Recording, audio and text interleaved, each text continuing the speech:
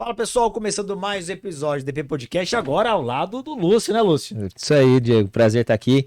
Bom estar conversando. Vamos começar aí o podcast, Aí, legal. se Deus quiser tocar alguns podcasts também, Com trazer uns certeza. Vai trazer convidados. convidado bacana aí, trazer uns policiais, trazer Isso, bastante gente bacana aí. pra quem não sabe, aprovado para o concurso de escrivão da Polícia Civil de São Paulo, Isso. uma das maiores notas aí do estado, parabéns. Obrigado, obrigado. Pessoal, e o nosso convidado, olha só, ele é perito criminal da Polícia Civil de São Paulo, Polícia Científica de São Paulo, foi sargento da FAB, é professor de matemática e até nos bastidores eu perguntei quantas reprovações, professor? Nenhuma. Os dois concursos que ele fez, ele passou e ele vai contar um pouco da jornada, dividir muito conhecimento com vocês, dar muitas dicas de preparação. Seja muito bem-vindo, Eduardo Tavares. Muito obrigado aí pelo convite. Eu me sinto honrado em participar aqui do podcast de vocês, famoso podcast, né? E também por estar envolvido aí na preparação de muitos candidatos da Polícia Civil e Polícia Científica. É bom Bacana. destacar. É o nosso professor da Academia DP de Matemática Sim. para perito, para os cargos de nível médio. Isso mesmo. Excelente A gente professor. recebe bastante elogio do professor, né? Só elogio. Até Só agora elogio. só elogio. Fico feliz. E, cara, eu tô curioso pra saber sua jornada, viu? Porque você falou que começou muito cedo. Primeira coisa, que concurso público? Então, eu comecei, acho que como algumas pessoas, por influência de um parente. Eu tenho um tio, meu tio Roberto, ele quis entrar na Força Aérea quando jovem e ele não conseguiu. Então ele quis o quê? Ele quis passar esse desejo pro filho. E ele pensou, bom, meu primo tem praticamente a mesma idade, é um mês de diferença. Ele falou, eu levo o Eduardo junto, vai ele e o Betinho, conheceu um cursinho que tinha aqui em São Paulo e levou a gente lá pra ver uma aula inicial e ver se a gente topava preparar e ingressar na Força Aérea. Isso aconteceu quando eu tinha 15 anos. Ah, legal, Pra hein? passar pra 16, era novembro. Tava ali com de 15 anos, novembro de 97. E aí eu fui nesse cursinho, que ficava num apartamento lá em Santana. Hoje é um curso também já mais famoso, é onde o Vagnão também Sim. participou, o curso Borges, meu mestre de matemática, né? Eterno mestre. E eu cheguei no apartamento e eu já notei ali a diferença que a gente tem da didática de um cursinho pra didática dentro da sala de aula. Sim. Não que na sala de aula não se prepare as pessoas, não se eduque, né? Não se ensine. Mas a abordagem era completamente diferente.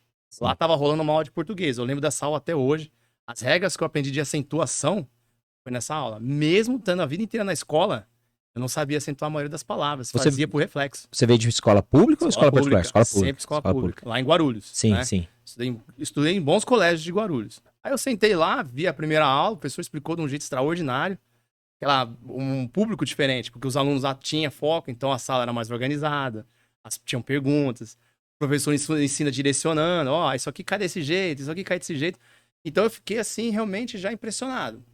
Mas, deu um tempo, saí da sala de aula, desci, né? Meu tio falou, e aí, vai fazer o cursinho? Ah, tio, meu pai tá meio sem dinheiro, né? Não dá pra gente... Vou conversar com ele antes, ver se ele consegue encaixar no orçamento. E meu tio falou, não, seja por isso, eu pago. Nossa. Olha. Tio, mas vim de Guarulhos pra Santana, é longe, pegar ônibus. Ele falou, não seja por isso, eu te trago. Falei, aí esgotou todas as desculpas. Eu falei, então tá bom, tio, então eu vou fazer. Era de sábado. E eu trabalhava numa transportadora ali no Pari, em São Paulo. Conheço. Trabalhava numa transportadora, então, trabalhava de dia, estudava de noite e fazia cursinho de sábado. Com um garotinho de 15 para 16 anos. Sim. Mas entrando mesmo, quando começou as aulas, acho que pelo fato de eu ver o pessoal fardado, tudo, aí nasceu um desejo muito grande de ingressar na Força Aérea. Foi algo de Só- vocação mesmo. Só um detalhe, Diego, ele veio da escola pública e à noite. À noite, né? Eu estudei meu terceiro ano do ensino médio também à noite. À noite não tem aula, né, Não professor? tem, Não tem aula. É. Poucas pessoas eu entram ingressei na oitava série, que hoje é o nono, já ingressei na oitava série no ensino noturno. Comecei a trabalhar com 14 anos, né? Nossa. Então, Sim. Esforço 100% próprio, né? Próprio. Porque não é só à noite não, tá? Porque quando eu comecei ensino médio, eu lembro que tinha aluno que não levava mochila, levava edredom. Ia de pantufa? É. E de pantufa, travesseiro. eu não tive aula de física no ensino médio, pra você ter ideia. Caramba. Não teve. Era a professora, não aparecia, vinha sempre uma eventual. Então, o conteúdo de física eu não tive no ensino médio. Passou batido. E bateu uma curiosidade agora, que você falou uma coisa que eu lembrei muito do meu passado quando eu decidi ser professor. Você acha que essa experiência, quando você foi pro cursinho, foi isso que fez você no futuro querer ser professor? Essa experiência do cursinho Foi. e não da escola pública? Eu sempre gostei de ensinar. Isso já é algo que eu gosto de fazer. Então, assim, sempre me envolvi com o ensino. Ajudar o irmão na escola, eu gosto. Mas a vivência do cursinho foi um diferencial. Porque diferente. é muito diferente. Eu percebi que existe sim, né? Hoje a gente tem a facilidade, né? Uma grande facilidade de ter acesso a muitos professores. Então você consegue encaixar um professor que conversa com você pela didática dele. Sim. E a gente sente isso. Tem aluno que tem uma facilidade com o professor que ele não tem com outros professores. E eu passei por isso na pele, porque quando eu decidi que eu fui lá fazer o cursinho, matemática, ok, professor fantástico, o Borjão. Português, o Cabral, excelente professor de português. Mas quando chegou a física, ele começou a primeira aula, aquela parte básica da cinemática. Ele explicou lá o trem passando na ponte. É o exercício mais básico que tem de física. Eu não entendi. Aí o professor perguntou assim, alguém não entendeu? Aí eu levantei a mão. O que você não entendeu? Eu não Tudo. entendi nada. Para professor isso é tenso. Porque, pô, isso me dá de brincadeira aqui, né? Expliquei da melhor forma possível. Aí ele apagou, com toda a paciência, explicou de novo. E aí? Aí eu fiz sim com a cabeça, mas Também não. não entendi nada. Cabeça pensando, meu Deus, que é isso? Aí eu falei, nossa, eu saí de lá muito chateado. Porque o problema não era eu não saber. O pessoal que tava assistindo a aula respondia todas as perguntas. Percebi que tava muito atrás. Muito. Eu me sentia assim, falei, meu, eu sou incapaz de passar nessa prova. Aí eu cheguei em casa chateado, conversei com o professor, o que eu podia fazer pra melhorar. Ele falou, compra uns livros de física. Nossa. Eu cheguei em casa, minha mãe viu, chateado, falou, o que foi? Eu falei, mãe, hoje foi terrível. Perdi o tempo lá, eu não entendi nada. Você falou com o professor? Ele falou, ele foi pra comprar uns livros de física. Isso foi no sábado, na segunda veio minha mãe, passou no sebo e trouxe os 3 volumes de física. Quando eu abri o livro, que eu comecei a folhear, eu falei, agora sim. Agora que eu não tô entendendo mais nada. Eu até assustei, eu falei, caramba, ele conseguiu entender o livro. Tava, né? Parecia que tava em outra língua. Você fala, nossa, tem grego, não sei. Aí beleza, mais uma aula, terrível. Aí na terceira encontro que eu tive de física, eu ia desistir. Porque eu tava indo literalmente pra perder tempo. Não entendia nada. Nada. As outras matérias, os professores transmitiam, mas a física, acho que também por causa Não ter tido, do né? déficit na escola, né? Uhum. A física, se você não compreende, não adianta. A física, ela é terrível. Aí, eu acordei no sábado e falei comigo, falei, é mais só esse sábado, tava pago um mês, né? Falei, só mais esse sábado e vou abandonar. Vou desistir de ser sargento, apesar de ter o desejo, Sim. mas eu me sentia completamente incapaz. Nesse dia que eu fui pra desistir, entrou outro professor. Chamava Eduardo Zappa. Mais jovem, carioca, recém-aprovado no curso, recém-formado de sargento da Força Aérea. Quando ele entrou, ele falou, eu não sei o que o outro professor deu, mas eu vou começar do início. Caramba. Ele explicou o problema do trem de um jeito que eu entendi, que eu nunca mais esqueci. E aquilo lá foi, assim, uma reviravolta psicológica comigo. Eu falei, sou capaz de entender. Era pra acontecer. Era Sim. pra acontecer. No último dia ali. No último dia. Aí ele explicou, aí eu fiquei assim, abismado. Falei, nossa, era simples. E não é só o fato também dele ter explicado. Ele tem grande mérito. Mas como eu fiquei com aquilo na cabeça, que o nosso subconsciente vai trabalhando. Sim. Aquelas páginas que eu li, mesmo sem entender do livro, foi criando dentro da cabeça a estrutura necessária para compreender. Isso é importante. E aí, ele foi a mola que por ele ter começado, nossa, e a física eu devo toda a ele. Ele era muito bom. Aí isso realmente eu falo. O professor de cursinho, o professor mesmo que conduz o pessoal para aprovação em concurso público, ele tem didática. Ele tem que transmitir muito conhecimento, muito foco, ajudando o aluno a entender que ele consegue. Até pelo próprio exemplo. Sim. Não, vocês vão conseguir. Entendeu? Então, Você chegou a dar aula em escola pública ou não? não, nunca dei aula. Eu dei aula em escola Só- pública e, assim, a experiência é exatamente aquela que a gente tem como aluno mesmo. É tudo abandonado, direção das portas, o professor já tá desmotivado, ganha pouco, trabalha pra caramba. E aí eu tinha essa experiência de escola pública. Então eu pensei, não existe o lado bom da docência. Não existe. Até a gente entrar numa sala de aula de um cursinho, né? Foi o que mudou minha cabeça também. Completamente. Aí você vê que é um outro. É completamente diferente. Eu já dei aula em cursinho para mais jovens. E é aquela garotada que não tem foco. Eu não consigo. Sim. 14 anos, eles não têm foco. Eles não É têm diferente você pegar um cara de 18, 19, 20, 30 anos, que ele tá na sala e fala, eu vim pra aprender. Quando ele começa a perceber que ele tá entendendo, ele se torna aquele seguidor. Ele vai ali na sala de aula, pergunta, e a evolução, isso que é legal do cursinho. O cara entra sem saber nada, ele faz ali as aulas, ele termina e ele tem condições de ser aprovado. Se ele revisar, estudar, fizer exercício, tem condição de ser aprovado. A seleção do público-alvo muda o ambiente, né? Porque se você. Exato. O aluno de escola pública, ele já vai bloqueado. O professor é o inimigo dele, é o obstáculo que vai encher o Exato. saco dele. No cursinho é o cara que tá indo procurar o professor. Então, Exato. assim, é uma mudança radical, não tem nem. como Se olha comparar. pra um lado, o cara tá querendo passar. Se olha pro outro, o cara também quer passar. Na escola, se olha pra cá, o cara tá no celular, o Sim. outro tá brincando. Então, todo O o ambiente ambiente muda, né? favorece Sim. você a evoluir e ser aprovado. Aham. Entendeu? Aí eu dei a sorte. Com 17 anos, você já sabe o que aconteceu, então. Aham. A minha namorada engravidou. Ei. É a Daniela. Ela engravidou do meu primeiro filho. Então, eu tava estudando pra ser sargento da Força Aérea e, de fato, eu ia ser pai. E aí a pressão foi gigantesca mesmo. Puxou uma responsabilidade, né? Essa responsabilidade que eu ia até perguntar. Você acha que isso ajudou ou atrapalhou? Ajudou. É isso que eu pensei. Assim, que é- eu consegui, por apoio do pai, apoio da minha mãe, pessoas fantásticas. Meu pai falou, ó, claro que ele chutou todas as cadeiras que tinha dentro de casa.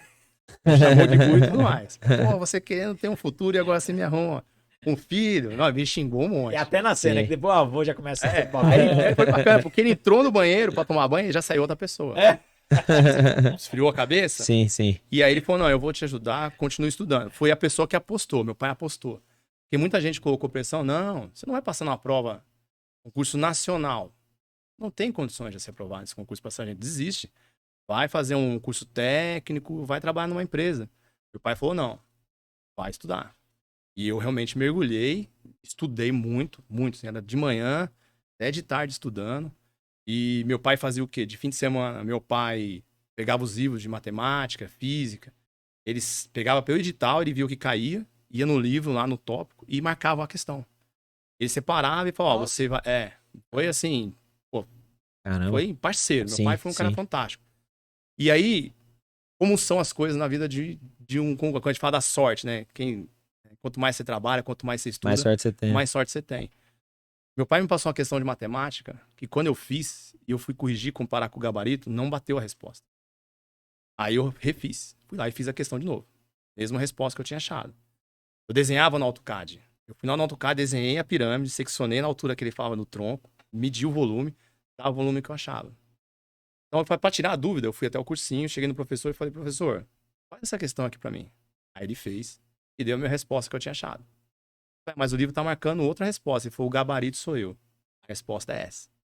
Eu acertei. Sim. No dia da minha prova de sargento, essa questão caiu. Ctrl-C, Ctrl-V. Ela foi a 13ª questão que eu precisava acertar pra passar. Caramba. A questão que mudou tudo ali. Mudou tudo. Se Então, tivesse seguido o gabarito do livro... se eu tivesse não assistido tanto naquela questão, se eu não sim. tivesse focado, tentado resolver e pegar daquele erro meu, motivo pra aprender mais, porque eu vejo aluno, às vezes, ele tá muito focado nas questões que ele acerta. Ele acerta. E às vezes ele fica chateado pelas questões que ele erra. E é justamente o contrário. Você acertou 30, parabéns. Você errou 5, é essas 5 que você tem que dominar absurdamente.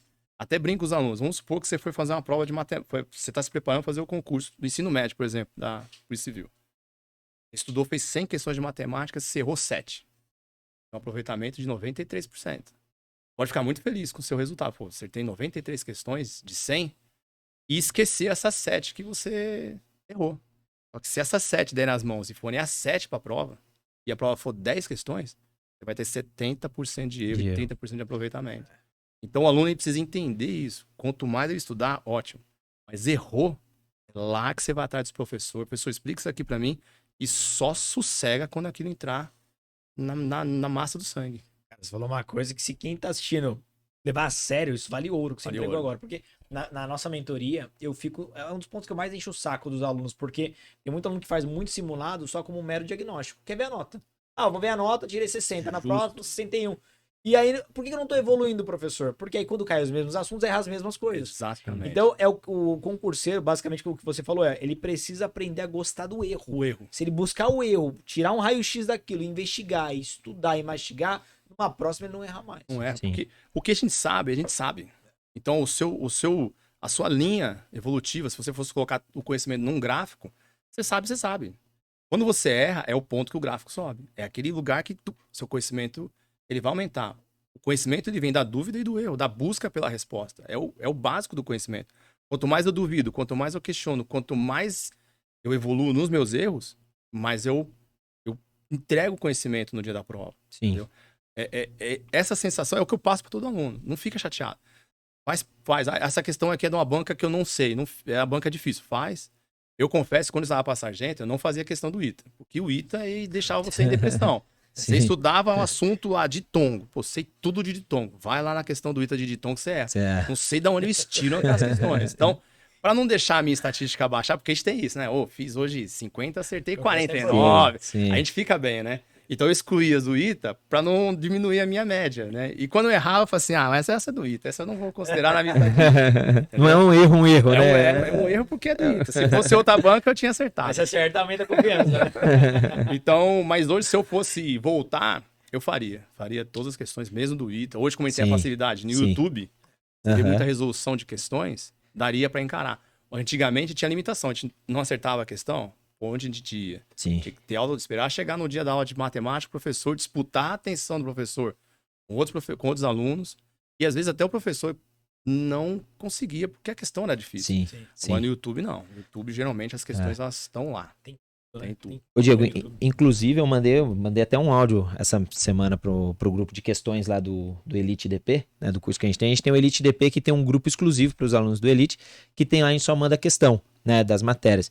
E eu expliquei para eles, eu falei, o ideal de você pegar a questão é você pegar as alternativas e não é falar, é aí que tá correto. Não, mas por que a tá errada? Exatamente. Né? Onde tá o erro na A? Porque se a E tá certa, aí eu sei que a E tá certa.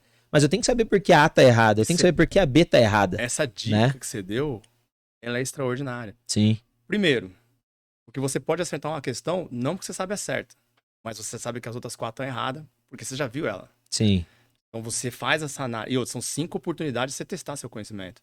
Então, eu falo isso também muito para os alunos. Por que essa está errada? Eu discuto questão a questão, geralmente. No curso, inclusive o curso que a gente faz junto, geralmente eu comento questão a questão. Essa aqui tá errada por causa disso, essa aqui tá errada por causa disso. Porque cresce muito. Cresce muito. Então, só para continuar a história da gravidez, meu filho nasceu dia 4 de junho de 2000 e eu comecei o curso de sargento dia 26 de junho de 2000. Então, 25 dias depois, praticamente, 21 dias, né?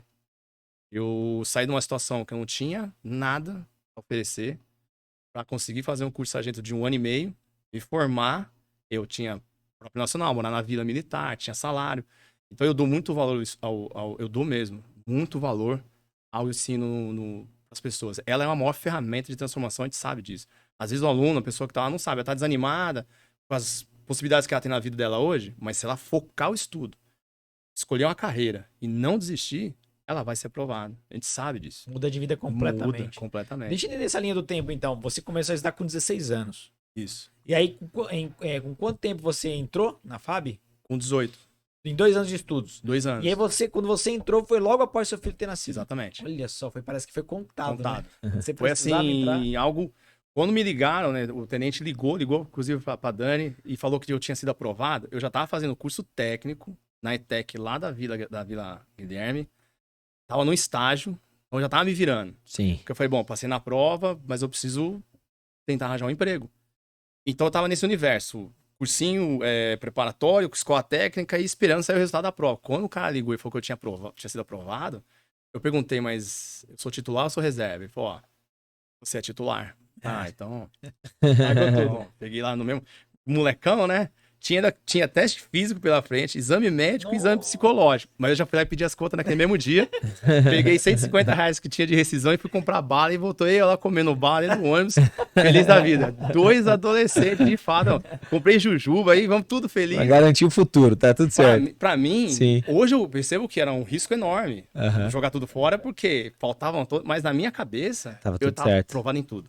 Dependendo do concurso, vou dar o exemplo da Polícia Civil de São Paulo. Cara, depois da prova objetiva, até chamarem pra levar mais de 2, 3 anos. Isso que eu ia perguntar, da sua prova, dessa atitude que você tomou, até você ser chamado, levou quanto tempo? As Forças Armadas, ela tem uma característica um pouco diferente. O cronograma sai com tudo.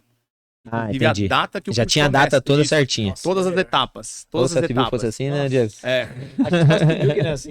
A PM não põe a data, mas ela aproxima, né? Ela Sim. aproxima. Mas nas Forças Armadas, lá você pega o edital, tá lá, dia 26 de junho, início do curso de formação.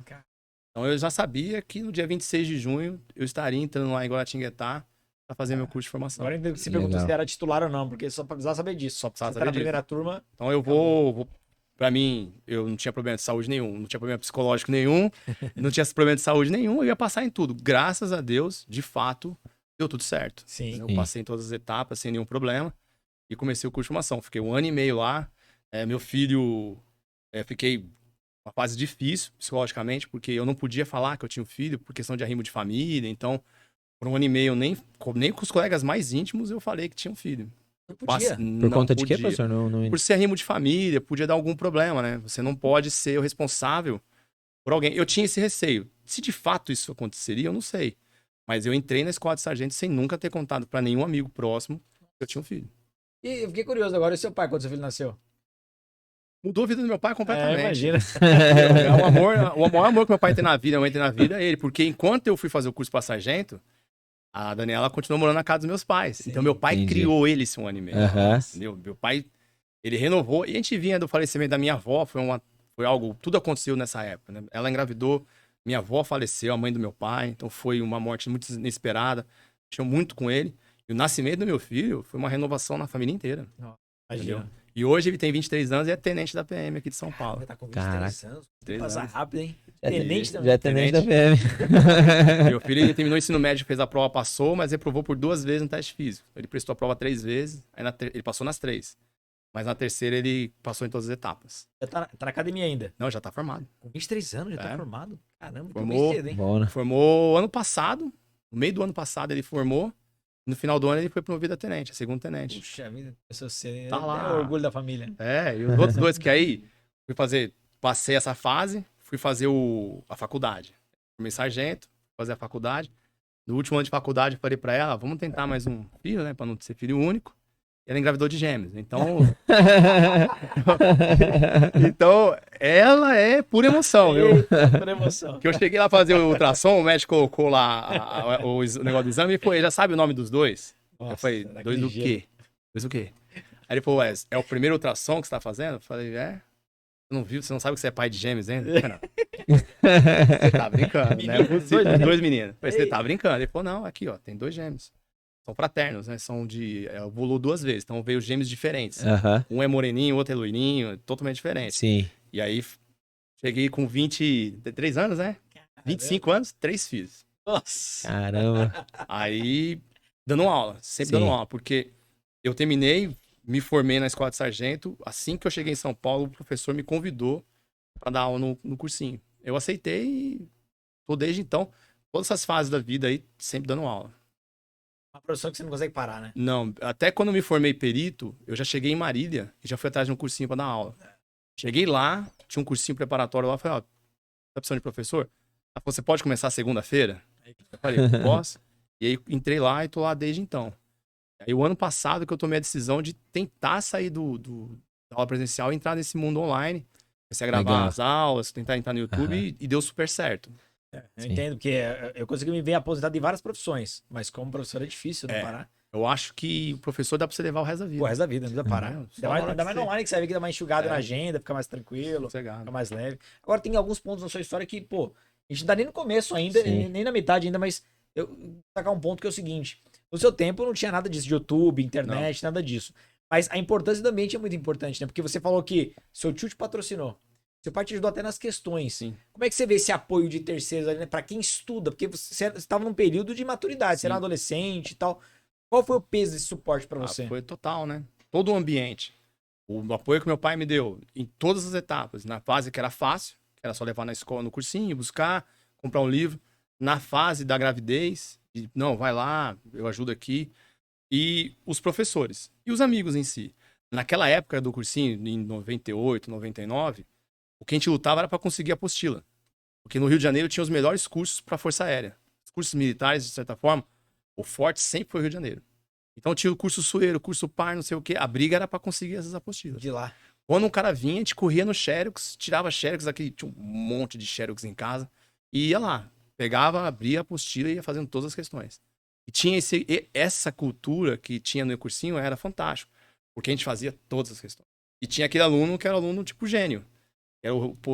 A gente já sabe que aquele tá maduro o suficiente para passar na prova, ele vai ser um futuro aprovado. Então a gente enxergava nele algo que a gente queria ser. Sim. E ele dava o apoio de resolver as questões que você não conseguia resolver. Muitas vezes a gente não ia atrás do professor, ia atrás do colega.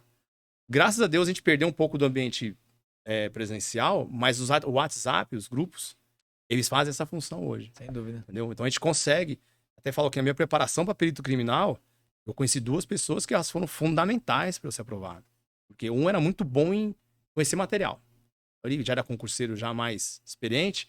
Então quando eu decidi estudar, falei que vou buscar a apostila onde? Onde eu vou atrás de... Eu peguei do Estratégia. Ele que indicou. E o material do Estratégia foi fantástico, porque você não ia achar a medicina legal, não achava. Hoje você já acha fácil. É naquela época. Não achava. Sim. Criminalística, criminologia. O seu não concurso é de 2013? É. É, realmente, não tinha Não ninguém tinha, falando. não tinha. Então, o Estratégia trouxe um perito criminal, desenvolveu a apostila. A apostila dele foi tão boa que eu uso como referência no trabalho. Então, Hoje. sim, até hoje. Foi extraordinário o trabalho que fizeram. Então, ele apresentou para mim o material. Já outro colega era muito bom em física. Que é uma matéria, como eu falei, já tive lá o problema ano passado. Então, as questões que eu travava, eu encaminhava para ele pelo WhatsApp, ele respondia assim, ó. Olha só. Então, pô, olha um anjo da guarda que apareceu na minha vida. Rafael, se estiver vendo o dia, Rafael, deu a você. Ele passou também, mas ele não tomou posse. Não quis tomar Não posse. quis tomar posse. Você destacou duas coisas que eu gostei, porque assim, teve aquelas duas pessoas que te apoiaram, que aí depende de nascer no lugar certo, né? Claro, pai e tio, mas também duas pessoas que você se aproximou delas. Sim. Então, por que eu falo isso? Porque o ambiente, claro que ele é fundamental, mas no final das contas, às vezes a pessoa que tá assistindo, às vezes quer arrumar uma desculpa, eu não nasci num ambiente como esse, ninguém me apoia. Só que o momento que quase te fez desistir não foi esse ambiente, foi aquela questãozinha da física que Foi. você não entendeu. Ou seja, o problema interno, no final das contas, ele é o maior. É o maior. maior. Se não lidar com esse problema interno, acaba Se você... A chance... Desistir é mais fácil. muito mais fácil. É muito mais Sim. fácil. Então, é o que você falou, hoje quem não tem um ambiente como esse, consegue, por meio das redes sociais, em grupos, mentorias, consegue correr atrás. Antigamente não dava, Não né? dava. Você nascia no ambiente desse, ou não. A sorte é aquilo lá, tudo conspirou. Um tio que quis ser... Porque na minha família não tinha concurso, funcionário público. Uma pergunta, é o atração? Betinho passou junto, não? Não, meu primo não. Acabou não passando. Não, porque meu primo era como eu, só que meu primo realmente não...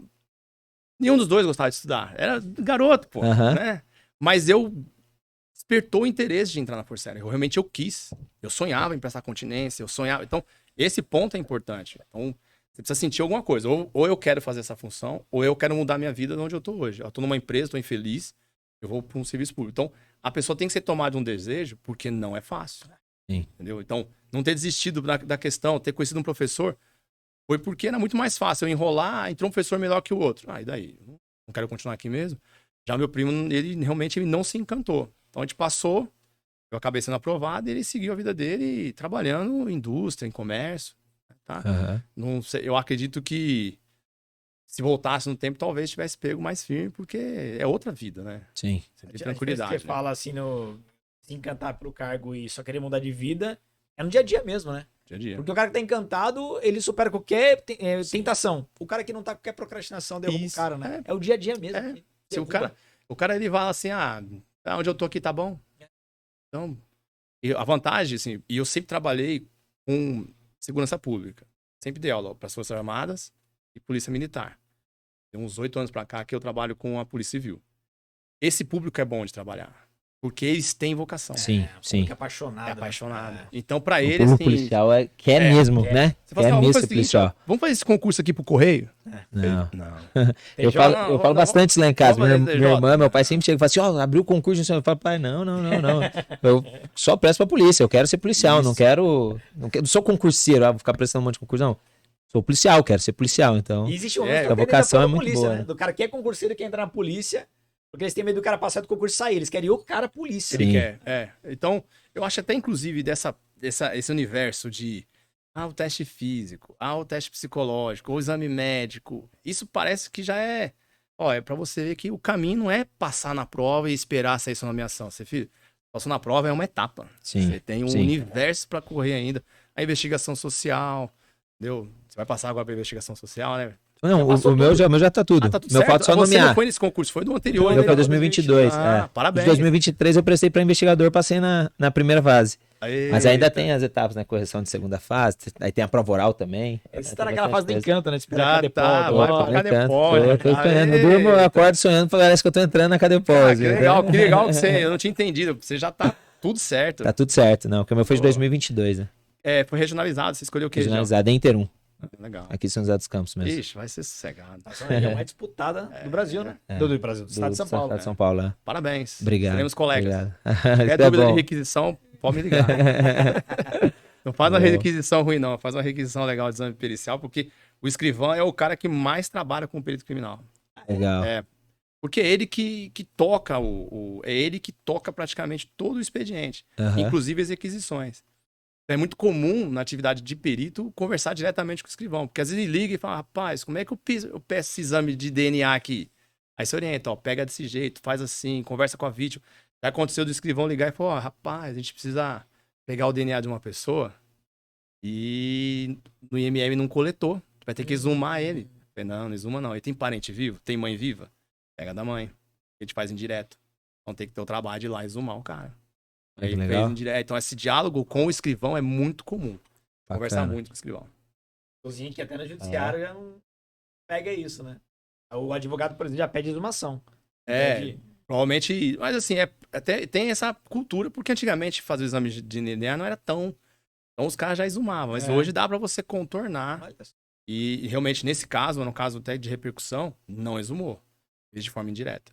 Melhor. Melhor. Vai chegar nessa parte do perito ainda, mas eu Vamos tô chegar. curioso pra entender qual foi a sua rotina que você entende que te levou até a aprovação da FAB primeiro. Da O que você FAB. fazia no dia a dia? Então, assim, eu tinha uma rotina, o cursinho que eu fazia era um cursinho que entregavam bom material. Então, o rendimento no cursinho era muito bom.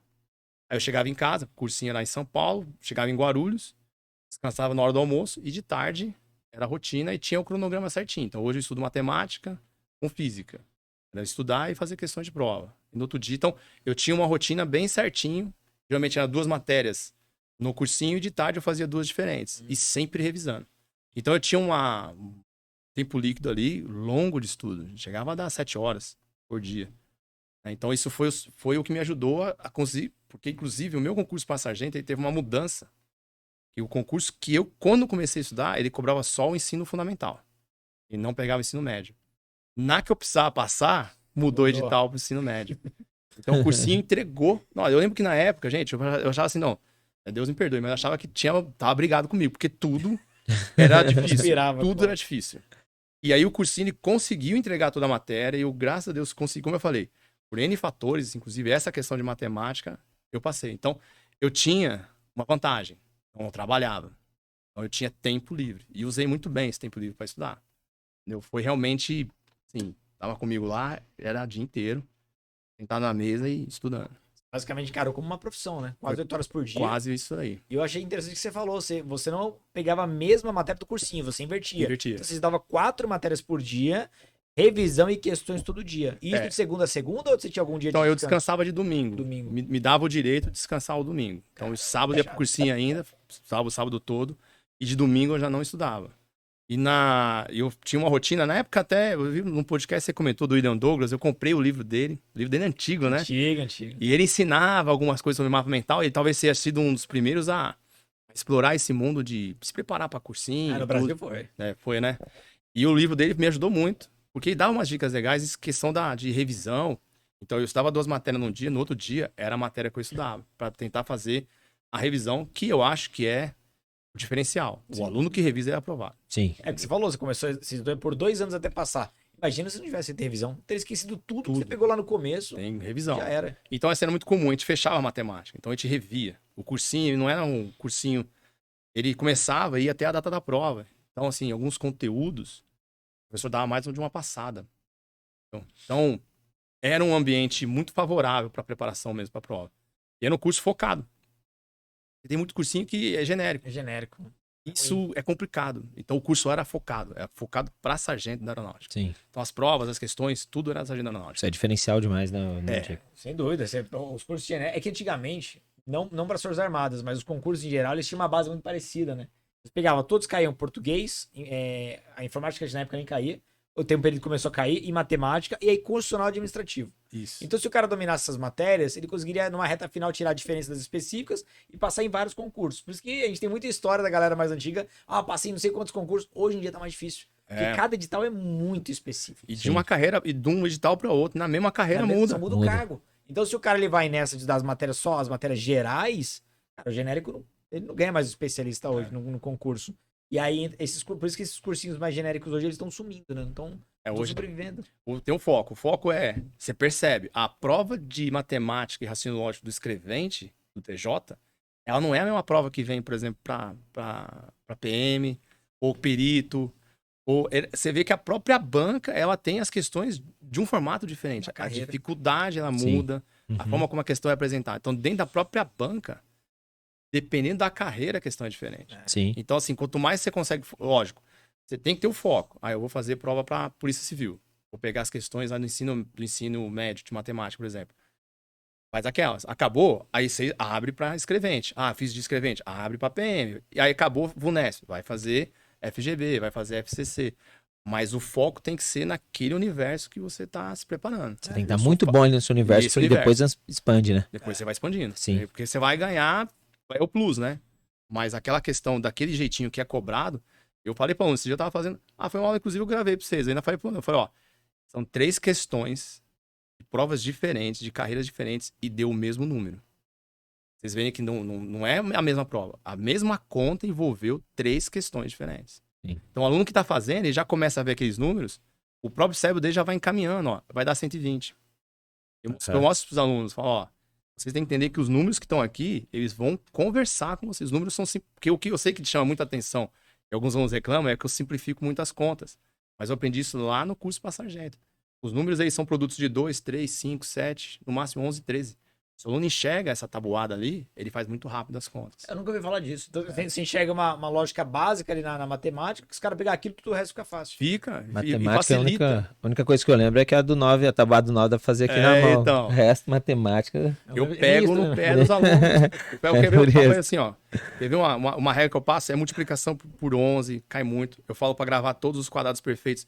Na prova, o que cai de 169, 144, 196, 225, entendeu? 65, cai direto, é 5 vezes 13. Então, se o aluno fala, você não tem que ver 65, você tem que ver que é 5 vezes 13. Porque esse número você simplifica com o de baixo. A Caraca. conta sai muito rápido. Esse vídeo é bom, né? Porque você até falou da reclamação dos alunos, que aluno tem essa tendência, tá simplificando demais, que ele quer aprender o difícil sem pegar a base. Isso. Você ensina uma base que, se ele entender aquilo ali, Ele não vai ter dificuldade. Você prova. Eu provo para os alunos, assim. É que o presencial tem essa vantagem que você tem aquele contato muito próximo. Você Aham. vê, olhar e falar, olha, isso aqui eu expliquei aqui, ó. Olha como caiu, do jeito que eu falei que ia cair. E você mostra para ele que na prova, de 10 questões, 7 conseguir esse espírito aqui. São contas simples. Que o fato de você querer multiplicar e depois fazer a divisão na chave, a divisão euclidiana, toma um tempo que os meus alunos não têm. que é o que eu Sim. faria. É o que Faria todo isso. mundo faz. Então, quando você começa a aula que você não multiplica, e você simplifica, divide o de cima e o de baixo, o aluno fica olhando. Ah, esse cara tá fazendo uma loucura, é mágica. Você termina a conta assim, você vai simplificando, dá 1. O aluno até sorri. Ah, meu, o que aconteceu aí? Que você não fez uma conta. Você só foi cortando, dividindo por 2, por 3, por 5. E eu provo, gente, dá certo. E a maior parte das questões de matemática são desse jeito. E isso eu sei que durante a carreira como professor, sempre deu um destaque. Porque o aluno ele começa a entender que a matemática não vai tomar tempo dele, a matemática não vai ser um problema para ele. Eu Sim. falo, pessoal, matemática é problema para os outros. Para os meus alunos é oportunidade, Essa é boa. entendeu? E É oportunidade. quanto menos você simplifica, mais chance você tem de errar, né? Porque a Isso, conta vai ficar isso. muito extensa, você vai ter que ficar calculando toda hora ali. Perfeito. A chance de você errar um número ali, Perfeito. se você consegue otimizar essa conta aí, você não vai errar ali. Não vai, né? não erra. Eu falo assim, que é um exemplo simples, eu falo assim, 253. 253 por 23, dá pra fazer de cabeça, porque 23 vezes 11. Eu fico 23 com 23, sobra 11. É na hora que sai a resposta. A maior parte dos alunos iam fazer divisão euclidiana. O meu aluno, ele vai bater o olho e vai, opa, aqui é vezes 11. Eu ensino essa dica pra eles. Ele vê que é vezes 11, ele já abre o número, simplifica e sai na resposta. É muito rápido, gente. E você ensina para os nossos alunos também? Lógico. Os alunos de vocês, o aluno aqui do DP Concurso, eu tive muito feedback positivo no curso de perito, mas você percebe que o perito é um cara que já tem base. Ele já vem do nível superior. Sim. E mesmo assim, um cara que é formado em engenharia te elogiar, você fala, meu... E assim, então, eu ensino, mas fica faltando porque não dá tempo, entendeu? Mas eu passo todas essas dicas. Eu faço questão do aluno entender que a matemática, ela é como o português. Ela tá ali para ser olhada com carinho, entendeu? Eu falo que tem Sim. que namorar os números. Namora os números. Eles estão ali conversando com você. Não vai fazer... Eu falo, se o meu aluno... Eu gravei esse dia, se eu souber que tá multiplicando, vou dar bronca. Só não multiplica. Passa dividindo e vocês vão ver o número ser simplificado. E isso dá super certo. O aluno acaba apaixonando. Na parte de raciocínio lógico também tem essa questão de macete, Tem. de otimizar esse... Eu acho que o raciocínio lógico até mais. É? Porque no meu concurso de 2022, o que muita gente reclamou na parte de investigador foi que, pô, raciocínio lógico não deu tempo. Dá pra terminar a prova, né? Era pra ter tido, foram um total de 4 horas, era pra ter tido 6 horas de prova, porque só o raciocínio lógico eu fiquei mais de 2 horas só A tua fazendo. prova foi Você só absurda. reclamou muito, né, de raciocínio lógico, A né? Mas tua deu prova bom. foi absurda no raciocínio lógico. Uma cobrança assim. Foram 16 questões para investigador, não Foram lembro. 16 para investigador, E para escrivão foram Acho que 20. Foi alto, não eu sei que o lembro. número foi assim. acho que foi alto também. 15, de 15 a 20. Foi alto o número de. Você lembra, amor? Eu não lembro. Eu sei que a de investigador, no nível de dificuldade, derrubou um pouco mais. Sim. Foi um pouco mais difícil Sim. mesmo. Inclusive, as provas de investigador tendem a ser o raciocínio lógico um pouquinho mais difícil. De escrivão, se eu não me engano, foram 15 mesmo. É 15, né? 15. O que eu posso fazer um jabá aqui? Claro, faz. Os meus alunos de raciocínio lógico ou acertam 90% ou é 100%. De verdade. Alunos particulares? Não, do cursinho. Do cursinho. Do cursinho. Porque é muito, assim, como eu aprendi, que eu fui estudar raciocínio lógico por conta. Como eu sofri muito para entender o raciocínio lógico, eu desenvolvi técnicas que me ajudaram. E eu percebo que lógico, tive aulas com professores extraordinários, também no YouTube, os cursinhos que eu fiz, o próprio Estratégia. E eu consegui compilar uma série de dicas. E quantas questões você acertou, né, de raciocínio lógico na última prova? As todas? 100%. Ela prestou pra? Para escrivão. Escrivão. Investigador, desculpa. Investigador. Investigador. É que caiu, né, o número de questões agora. Caiu, É. mas as que caíram, ela acertou. Meus alunos, de forma geral, vão bem em raciocínio lógico, porque é muita dica. Então, assim, você fala, ó, o jogo pega a vareta. Certo? Você solta as varetas aqui, Sim. você vai atrás daquela que vocês sabem. Na prova de raciocínio lógico, vão cair 6, 4 vocês vão saber fazer pelo curso que eu dou aqui. 2 são difíceis. Essas 2 vocês vão deixar pro finalzão lá. Mas, garanto, quem faz o curso de raciocínio lógico comigo, é 80% da prova. Legal você falar isso, porque a gente escuta muito estratégia de concurseiro que é o seguinte, falar, vou deixar o matemático e o racionológico pro final, eu sei que eu vou gastar um tempão ali. E você tá falando que existe caminhos pra tornar o contrário, pra você ganhar tempo. Tá? nessas Tem matérias. questão de raciocínio lógico que você faz em 30 segundos. Caramba. É. Só na dica. Só bater no Só olho. bater no olho. Eu já falo, ó, você vai fazer isso. Deu isso? Essa é a resposta. Não deu, você vai fazer isso. Não deu, você vai fazer isso. É bom saber, a gente vai conversar depois sobre o raciocínio. Vamos conversar. Eu acho que você não vai se arrepender, não. Já comprei. Eu acho que você não vai se arrepender, não, porque apesar do professor de vocês ser fantástico, quem dá aula de raciocínio lógico é o Tem dois. A gente tem o Ricardo Cazu e o Felipe Loureiro. Felipe Loureiro, é fantástico. Mas a gente tem a seguinte política. A gente não tira um professor pra colocar outro, a gente soma. Então, quanto mais melhor. Porque aí o aluno gostou mais desse professor, a entendi. gente quer colocar essa opção. Perfeito. A ideia é que o aluno saia do curso. Ele tem ali todos. Isso então, é bom. Tem a opção. Volta aquilo que eu falei da didática. Sim. Tem aluno que tem um diálogo melhor com o professor e outro professor. Então, como a minha vida foi de vir de concurseiro e professor, eu trouxe muito o sofrimento que eu tive como concurseiro. Sim. Então, assim, eu passo isso muito pros alunos. Ó, vamos fazer desse jeito, pega o bizu, vai anotando e ajuda, é eficiente. O aluno acaba também se identificando, fala, pô, o cara é concurseiro, pô, perito. É um privilégio, é uma alegria você dar aula de matemática num curso voltado para quem quer ser perito. Futuros colegas, né? Os colegas, eles se identificam. Isso aí potencializa. O cara vai assistir essa aula. Entendeu? Sim. O Gostinho, pô, o cara é perito, sabe o que tá falando, passou por o que eu tô passando. E a gente viu que um concurso foi muito difícil, né? Sim. Sem dúvida. É muito legal te ouvir, porque muita coisa que você tá falando como professor, eu tô me identificando aqui, porque quando eu comecei com 17 anos na faculdade de Direito, e eu demorei. O Lúcio é formado em Direito também. Mas acho que você não passou por isso, já chegou num nível mais maduro na faculdade. Eu não entendia nada, cara, porque uns 3, 4 anos sem entender nada, eu fui entender o final da faculdade. Então o que eu ensino pros alunos é resolver as dores que eu tinha lá no Isso. passado. Porque eu sofri muito pra entender processo civil, eu sofri muito com penal. Penal mais ou menos, penal eu gostava, mas sofria. Eu achava que sabia alguma coisa, sabia nada. Processo penal sofri, criminologia sofri. Então a forma como eu descobri como entender aqueles assuntos, que me levava às vezes horas, dias, semanas, eu simplifico pra explicar em Isso. minutos. É isso aí. Então essa preocupação de quem passou pelas dores é fundamental depois pra gente passar, né? Você sabe, você sente isso do feedback que você tem. Por exemplo, o que eu recebi de comentário pós-prova. Não teve melhor professor de criminologia que não foi você. Legal, né? Ver essas coisas. Pô, o cara falou, ele entregou todas as questões da prova. Por isso que eu resolvi. De quem acompanhou e se preparou com você, falou isso. Ele entregou todas as questões. Então, quem se preparou com ele, teve um êxito extraordinário nessa disciplina. E isso vem da onde? Não vem do estudo, vem da forma de você estudar e passar isso Sim. pros alunos. Eles entendem que, pô, tem aluno que tem uma facilidade absurda de entender. Esse aluno, às vezes, nem precisa nem de professor. Ele vai ali com o PDFzinho e vai. É. O aluno que tem dificuldade precisa ser que meio, sabe, empurrado. Sim. Dá um start pra ele, não, pô, ó, isso aqui, ó, presta atenção nisso aqui, é isso aqui. Aí você vai batendo na cabeça do cara, ele, pô, ele grava até pela voz. Chega na prova, é muito comum não falar o quê? Parece que a você sua tava voz. falando na minha cabeça. Parece que é você falando comigo, escutava a sua voz durante a resolução da questão. Olha o nível vamos dizer assim, foi uma simbiose. Juntou aluno, professor, ficou uma coisa só. Isso é extraordinário. A gente entende muito isso porque nós tivemos bons professores também, né? Que nas provas eu senti essa conexão que você falou. Pô, eu ouvi o professor falando e a gente passa a querer isso. Eu quero ser esse professor também. Exatamente. Porque, cara, não é fácil. Não é fácil. O número de questões que a banca pode tentar inovar, ainda mais na criminologia, tem muito isso, né? A banca pode inventar o que ela quiser ali. É muito difícil. Só sendo apaixonado mesmo pra isso é outra palavra importante pra tudo, né? Paixão. Então o aluno identifica também a paixão que a pessoa tem por estar ensinando. Né? E isso é fato. O bom professor de cursinho, ele teve bons professores nos cursinhos. Ele acaba realmente, pô, eu quero ser igual a esse cara.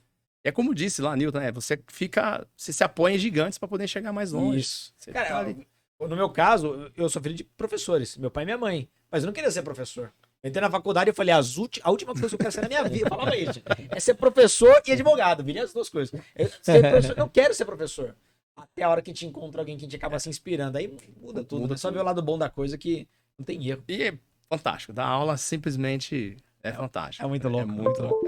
Eu tô curioso pra entender o seguinte. Até esse caminho da FAB até perito criminal. Quanto tempo você ficou na FAB? Eu fiquei 16 anos. 16 anos? Eu trilhei, basicamente, 3/4 da carreira. Quando eu decidi fazer a prova, um pouco assim.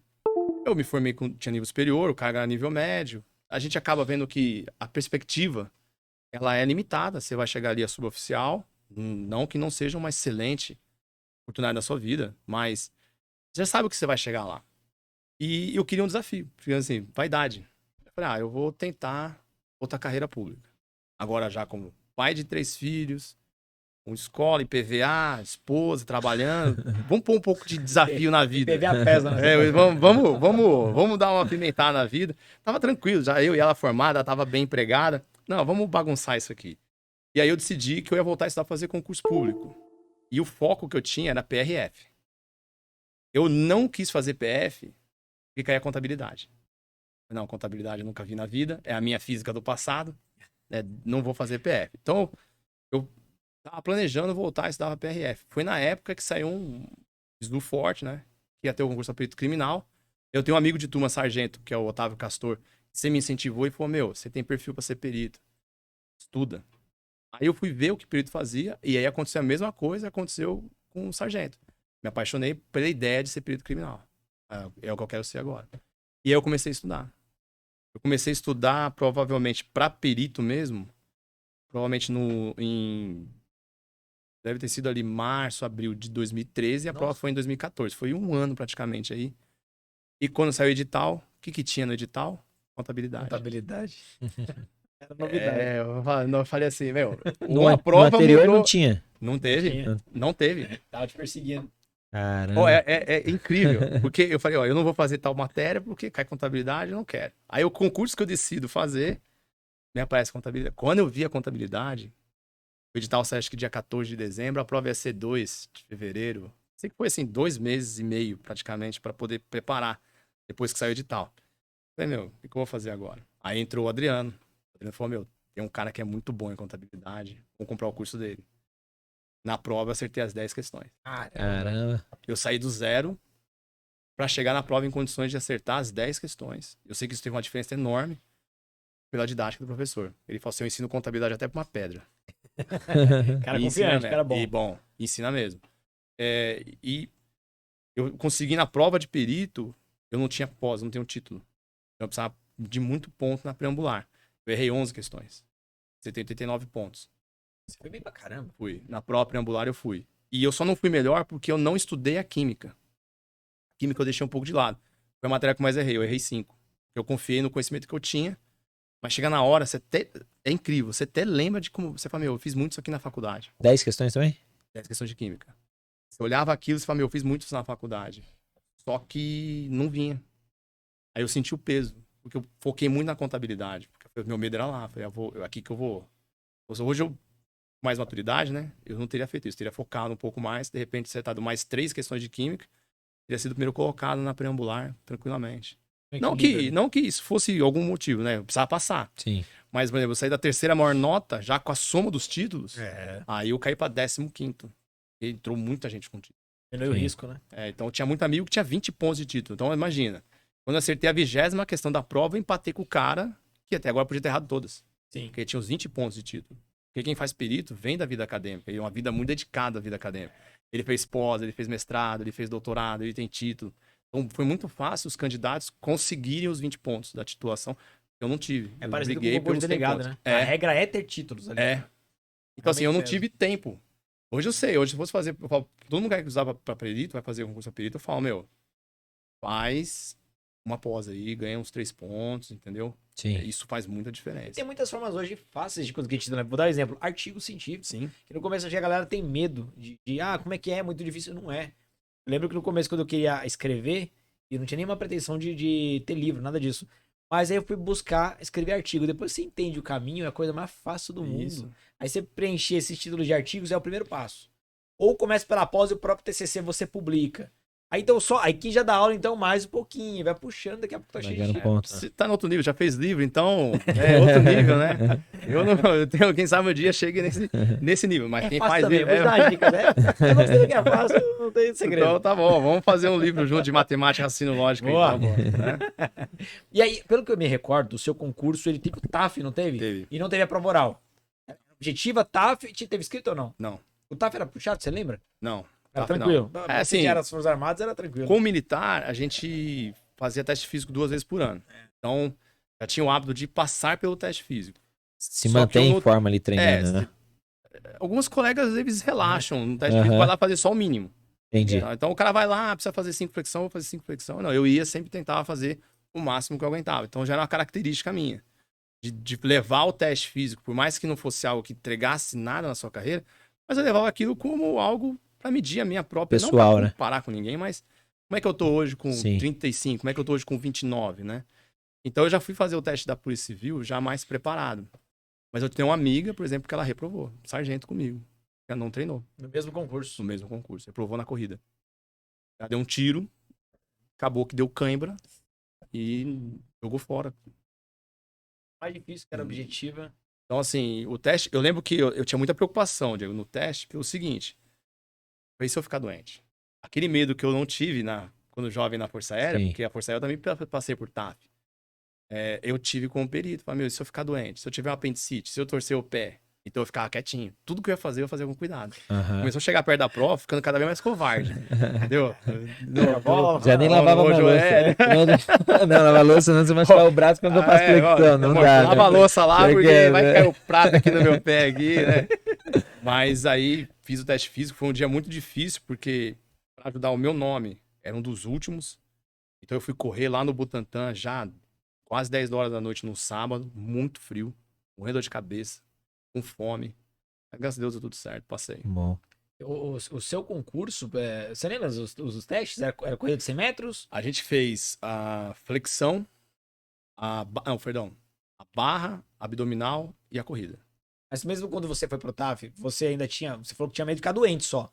Mas você não tinha medo do TAF em si, né? Não. Quando você passou da objetiva, você ia dar aquela sensação, pô, já era, agora passei. Eu tinha um pouco de receio na prova psicológica, porque no concurso anterior, foi um concurso que reprovou muita gente. Ah, Não sei se você recorda disso, mas o concurso que teve antes de 2014, reprovou 60% dos candidatos que a boneco. isso? É, igual a PM. Caramba. foi. Então, assim, todo mundo tinha muito medo do teste físico.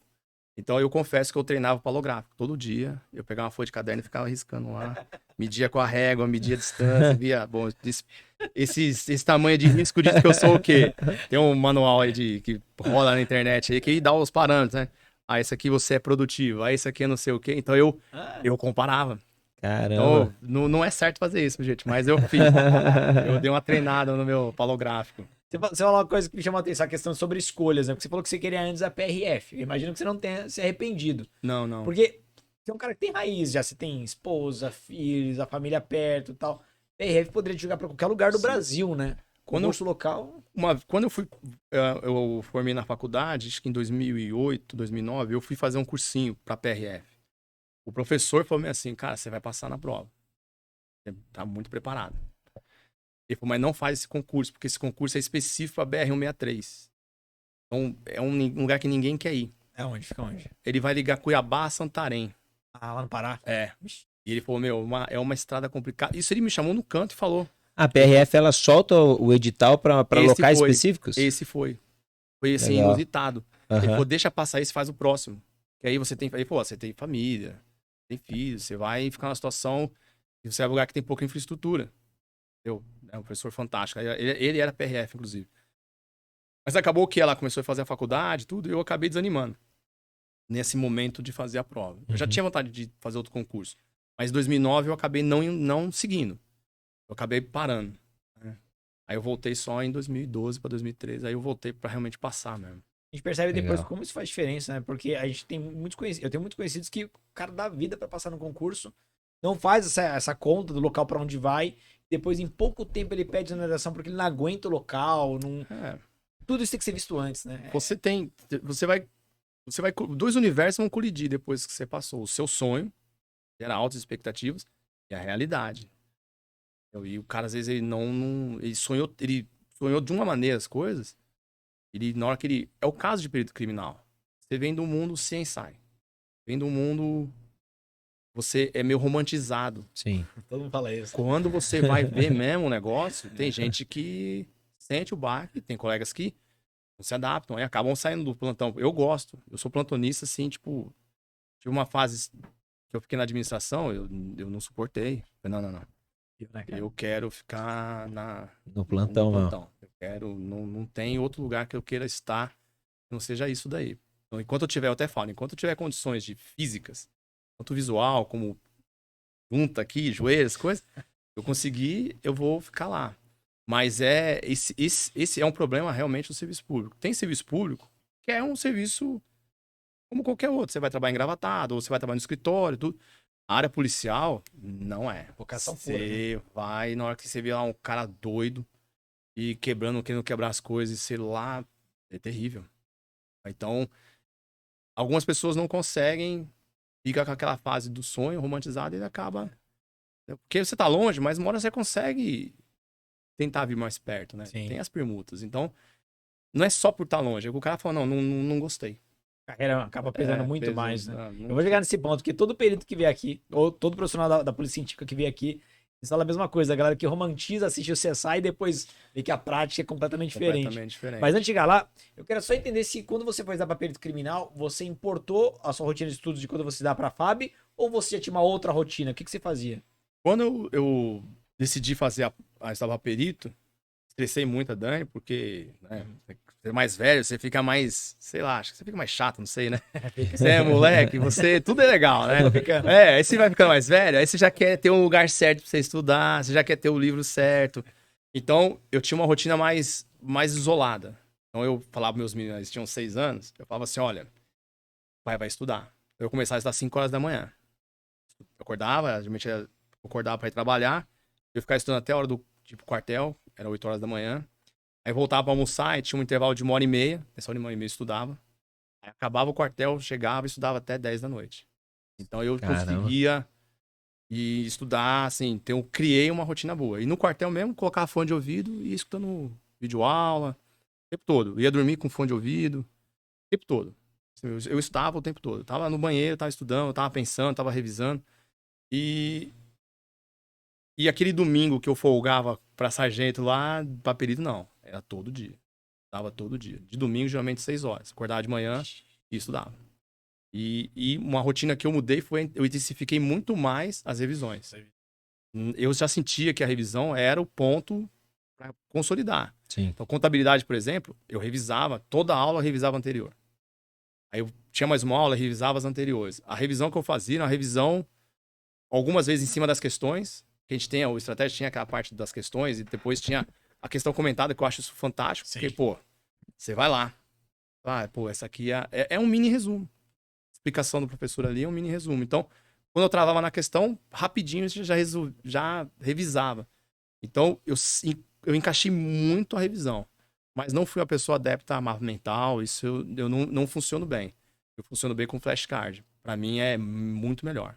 Meu método, eu ver uma pergunta e pensar e virar, é melhor do que eu enxergar aquele universo de palavras que o mapa mental Sim. acaba criando. Trabalhar essa Perfil, memória pra né? buscar, né? É, A gente Informação. sempre fala É isso, o né, Diego? O perfil. perfil do aluno, né? Meu perfil Tem é gente que muito olha e fala mais assim, isso. meu flashcard eu não consigo. Aí você fala do mapa mental. Cada um vai se adaptando ali né? O aluno A tem realidade ali. às vezes ele tem aquela facilidade de fotografar aquele mapa mental. Pra ele é melhor, eu já não consigo. Eu sempre gostei do mapa mental.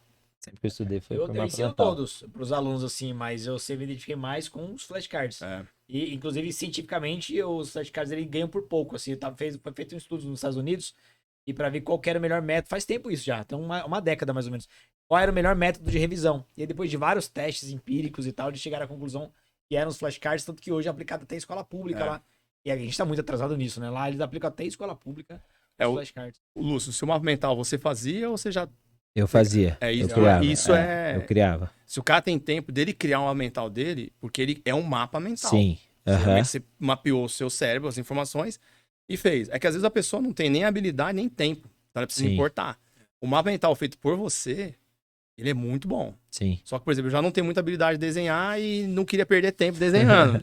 Então vamos aqui pro flashcard, eu faço aqui rapidinho, viro. Pegava ali sempre, a esposa sempre, nos bastidores, sempre apoiou, os meus filhos mesmo. Eu lembro que uma vez eu tava estudando, aí bateu na porta, um dos meninos, eles eram novinhos, abriu a porta, eu já dei bronca. O pai já falou que não é pra vir aqui. Até dó, né? É, dá dó. O pai já não falou que não é pra vir aqui incomodar que eu tô estudando. Não, pai, eu só queria um abraço. Nossa, aí quebra, né? Aí quebrou. Aí eu vim aqui, não, então vim aqui dar um abraço, pai. Aí me abraçou. Mas eu posso jogar videogame também? Eu falei, jogou emocional, amoleceu o coração do pai. Eu falei, pode ir lá jogar videogame lá. Aí Cara, foi jogar. filha difícil. Eu tenho uma filha de 4 anos que, assim, aonde eu gravo lá em casa, tem um estúdio em casa. E é meu escritório. E ela fala que o sonho dela é trabalhar comigo. Ela tem 4 anos. E aí, quando alguém tá cuidando dela, ela consegue escapar, ela dá um jeito, ela corre pro escritório. Aí já vem um monte de dando bronca, mas eu não consigo falar, não. Aí tem uma cadeirinha do lado, ela senta do meu lado. Não, papai, eu vou trabalhar com você. Aí ela, deixa aqui. Aí deixa ela aqui um tempinho. Daqui a pouco ela começa a tacar fogo em todo lá. Mas não tem que falar, não. Não tem. E eles são, no fim das contas, eles são a mola que impulsiona. O filho Sim. impulsiona, né? É o que eu tento falar para os meus alunos. Eu tenho alguns alunos que chegam e falam: agora não vai dar, professor. Agora eu sou pai. Ou agora eu virei mãe. Agora isso. Meu, para de usar filho como desculpa e usa como razão. Sim. Porque muda tudo, né? Muda. Depois que eu casei, meus resultados já começaram a aumentar. Eu entendi essa lógica. Quando eu virei pai, então, foi lá pra cima. Porque a gente começa a usar isso a favor, né? Pra motivar. Nossa, não tem. O que você não faz pelo seu filho?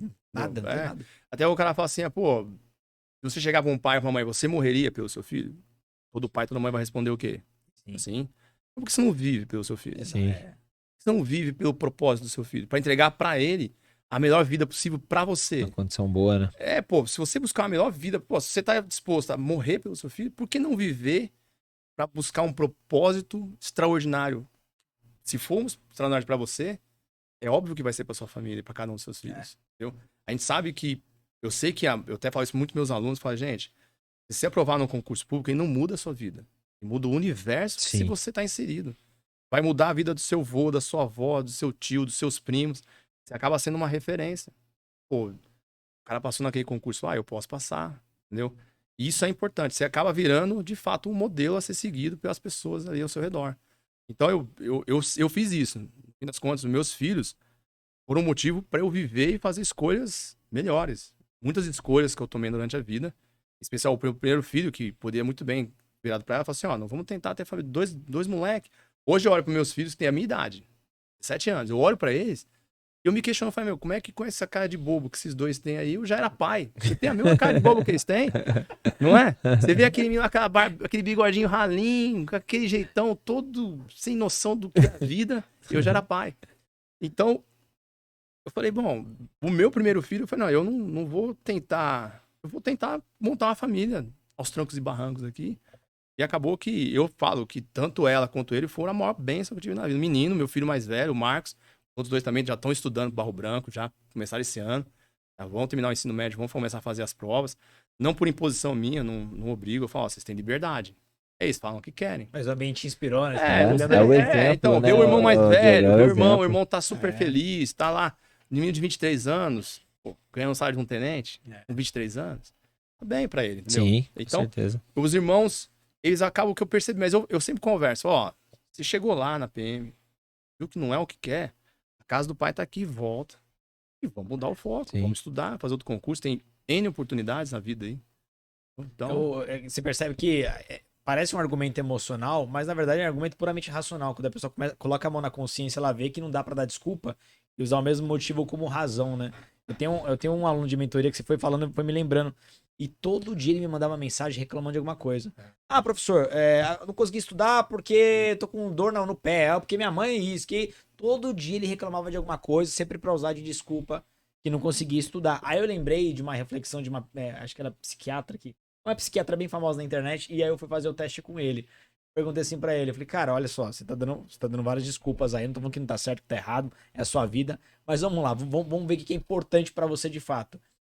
Se você tem sempre uma oportunidade pra estudar e você tá sempre desperdiçando, porque Sim. tá com esse monte de desculpa. Aí, o que você tá dizendo pra concurso público? Aí ele falava, eu quero mais dinheiro, professor, eu trabalho hoje, eu tenho 2 salários mínimos, mas eu quero ganhar 10 mil reais, 10 mil reais, esse é o seu motivo, você acha que vai mudar a sua vida sim. e você vai ser uma outra pessoa, vai reclamar menos com 10 mil reais por mês. Tá bom. Então vamos lá. E se eu te desse 1 milhão de reais hoje, você pararia de dar pra concurso? Pararia. Tá bom. Se eu te desse 10 milhões de reais, você pararia? Claro, pararia. Se eu te desse 10 milhões de reais hoje, pra você parar de reclamar, você pararia de reclamar? Pararia. Se eu desse 10 milhões de reais, mas com uma condição. Você não vai acordar amanhã. É só pra gastar tudo hoje, acabou. Aí não, né, professor? Então, acordar amanhã é importante. 100 milhões. É sem acordar amanhã. Não, professor. Eu prefiro acordar amanhã. Então por que você acorda reclamando de tudo?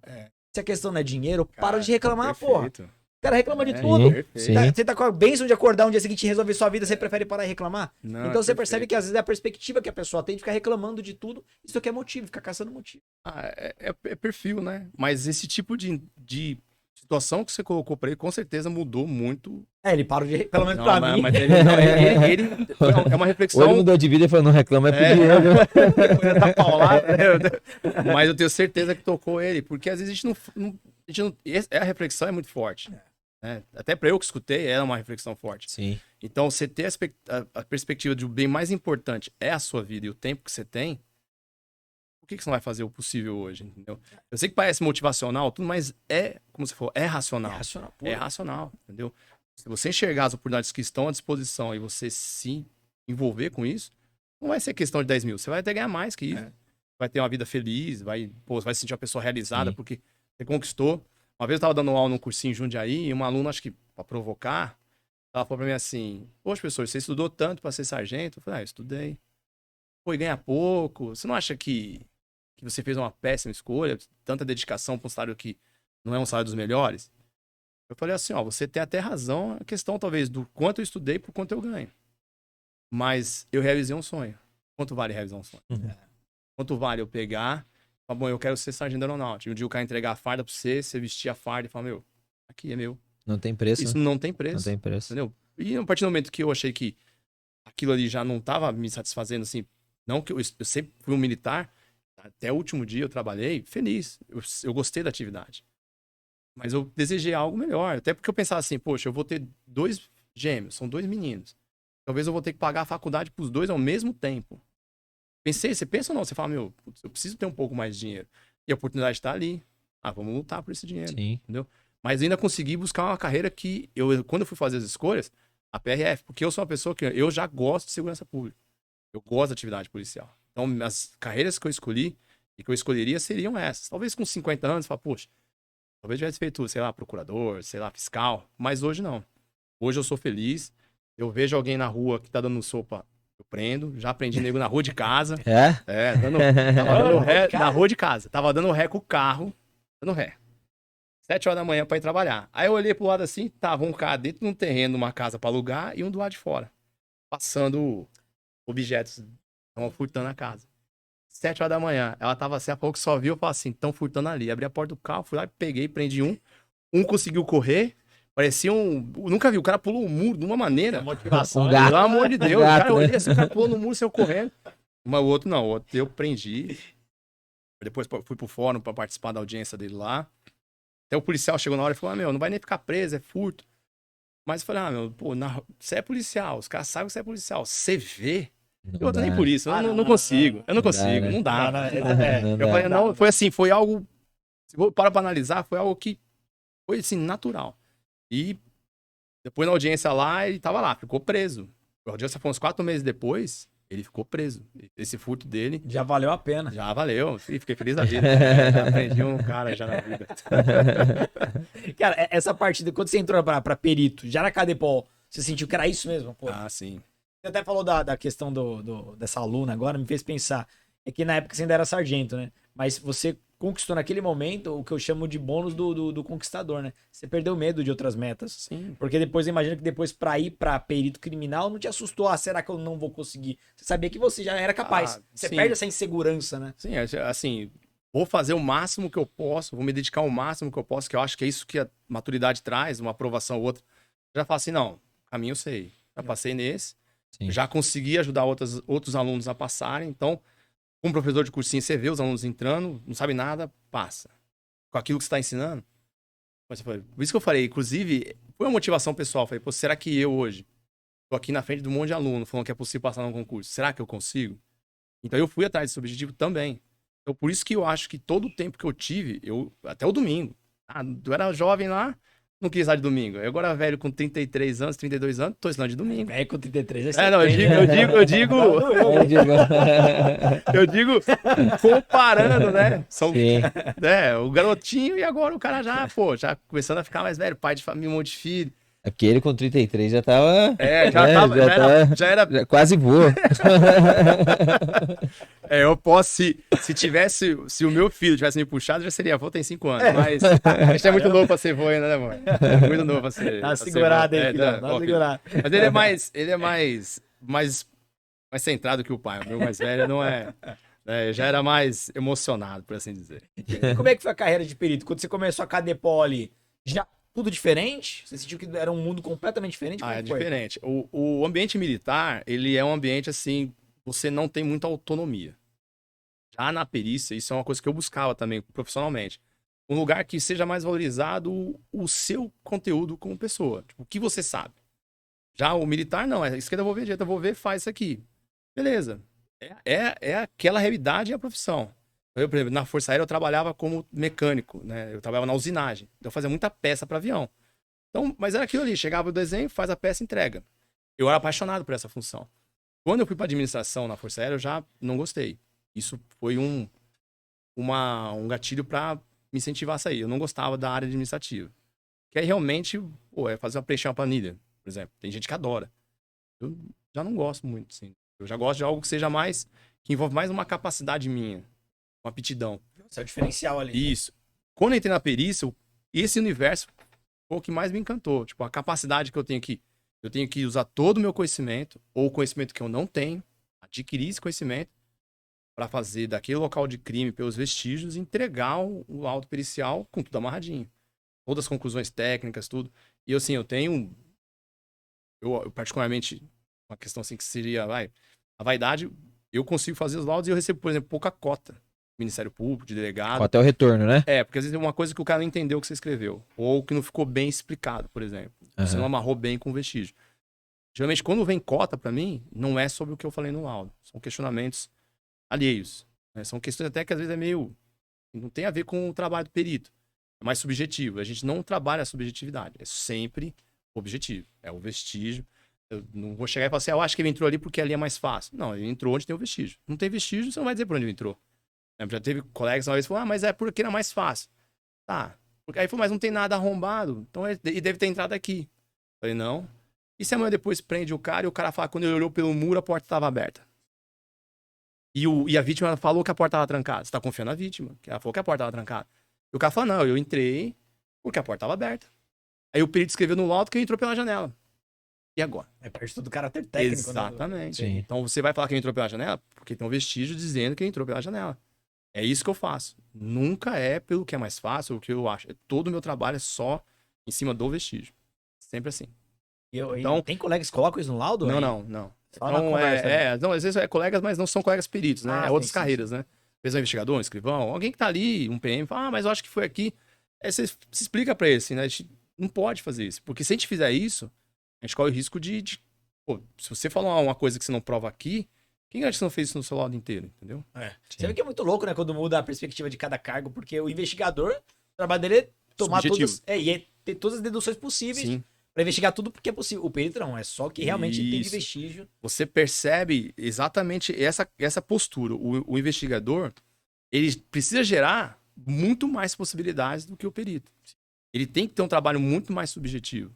Tanto o delegado. Então, eles têm que trabalhar uma ideia mais assim, como funciona a cabeça do criminoso e tudo mais. O perito, ele tem que fazer o contrário. Ele não pode, pô, como é que o cara fez isso? Ele tem que olhar o vestígio e falar, por esses vestígios ele fez isso. Aí, beleza. No caminho É inverso. o caminho inverso. E tá quanto tempo na perícia? 7 anos, vou fazer 7 anos esse ano. Você aqui. passou em quais áreas lá? Eu sempre trabalhei como perito plantonista. Pega de tudo, então. No interior a gente faz tudo. Ah, do interior é melhor ainda. Tudo, Pega de tudo. Do interior você vai fazer um furto, do furto você vai para um suicídio, depois você vai para um homicídio, depois vai para um crime ambiental, depois vai para acidente de trânsito. Então, assim, é loucura. Engraçado, né? Porque pra algumas carreiras a gente fala que a melhor escola é ir pra capital, mas pra perito é o interior que É o pega interior. tudo. E aí o cara realmente tem uma experiência geral, né? É clínica geral que a gente chama. Então, o Clínica perito geral. do interior, o perito do interior faz de tudo. E nada te chocou? Quando você viu um cadáver ali, ó, tô na pressão certa, que isso aqui não me assusta, tranquilo. Eu nunca tive problema com o cadáver. Né? Eu acho assim. Eu não vou dizer que passa batido. O momento até que me pergunta isso, eu falo: olha, eu lembro de todos os locais que eu fui onde tinha corpo. Lembro. Lembro de como tava. Então, é como o próprio. Né? Particularmente, eu gosto muito do. Agora vai fugir o nome agora, só porque eu gosto. Ele fala. Cara, me esqueci. Ele fala que quando a gente olha pro abismo, o abismo olha pra gente. Isso é um problema da segurança pública. Não é Freud, pô. Cara, vou lembrar. O que ele quis dizer com isso? Que quando a gente olha pro que tem de ruim, o que tem de ruim olha pra gente. Então, a carreira policial, ela tem esse peso. O que eu acho que é importante na carreira, pra quem eu falo também pra todo mundo, pro meu filho, pras pessoas que buscam, eu falo, gente, você tem que ter base. A base é a sua família. É ali que você vai chegar em casa. Pô, você não pode chegar em casa, a sua mulher tá enchendo o seu saco. Você não gosta de estar na sua casa. Você não tem uma pessoa que você possa, pô, sentar ali, ter um momento de carinho pra restaurar a sua energia em si. Entendeu? Porque realmente a gente Você vem de um ambiente pesado, né? pesado. Entendeu? Você vem de ambiente que você fala, poxa, pega, por exemplo, né, um local de um homicídio. Você vai lá ver a casa tá arrumadinha, você vê que a pessoa cuidava da casa dela, tá tudo arrumado. Entrou uma pessoa lá e um ex-companheiro. Poxa, aí você olha lá o cachorrinho tá do lado do corpo, você não consegue chegar perto porque o cachorro não sai de perto da dona. Fala, nossa, fica marcado, entendeu? Eu tive a vantagem como profissional, e espero, né, até manter, eu nunca atendi local com criança. Graças a Deus. Então, eu acho que esse sim vai ser um local de que acontecer, vai ser mais complicado. Eu imagino, né? Porque pô, quando a gente vira pai, muda. Eu já escutei algumas pessoas falar, não muda nada. Muda sim. A gente fica mais com o pé no chão em algumas coisas. E o trabalho de perito faz você conhecer o pior do ser humano, né? Porque você vê o resultado que uma pessoa pode fazer com outra ali. E ao mesmo tempo, o que eu falo assim, ela me transformou. Porque a gente vive um mundo, a gente não faz ideia do que existe.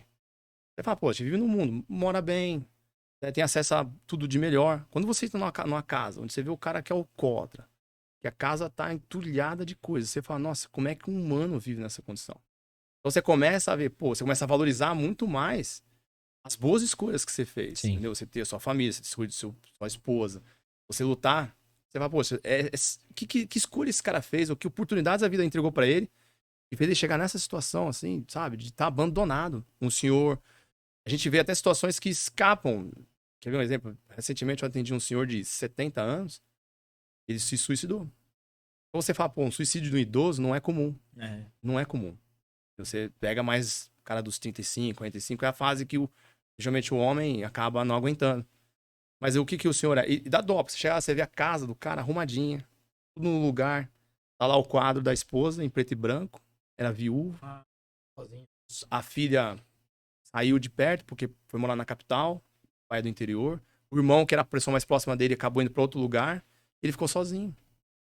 Então, pô, pessoa que de repente cresceu perto da esposa, amava a esposa, os filhos perto, deve ser difícil. Eu escutei isso uma vez de um idoso que tava num asilo.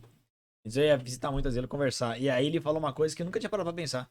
Porque ele fala o seguinte, a maior tristeza de você envelhecer, porque todo mundo quer viver, né? Mas é justamente você ver todo mundo que fazia parte do seu ambiente morrer.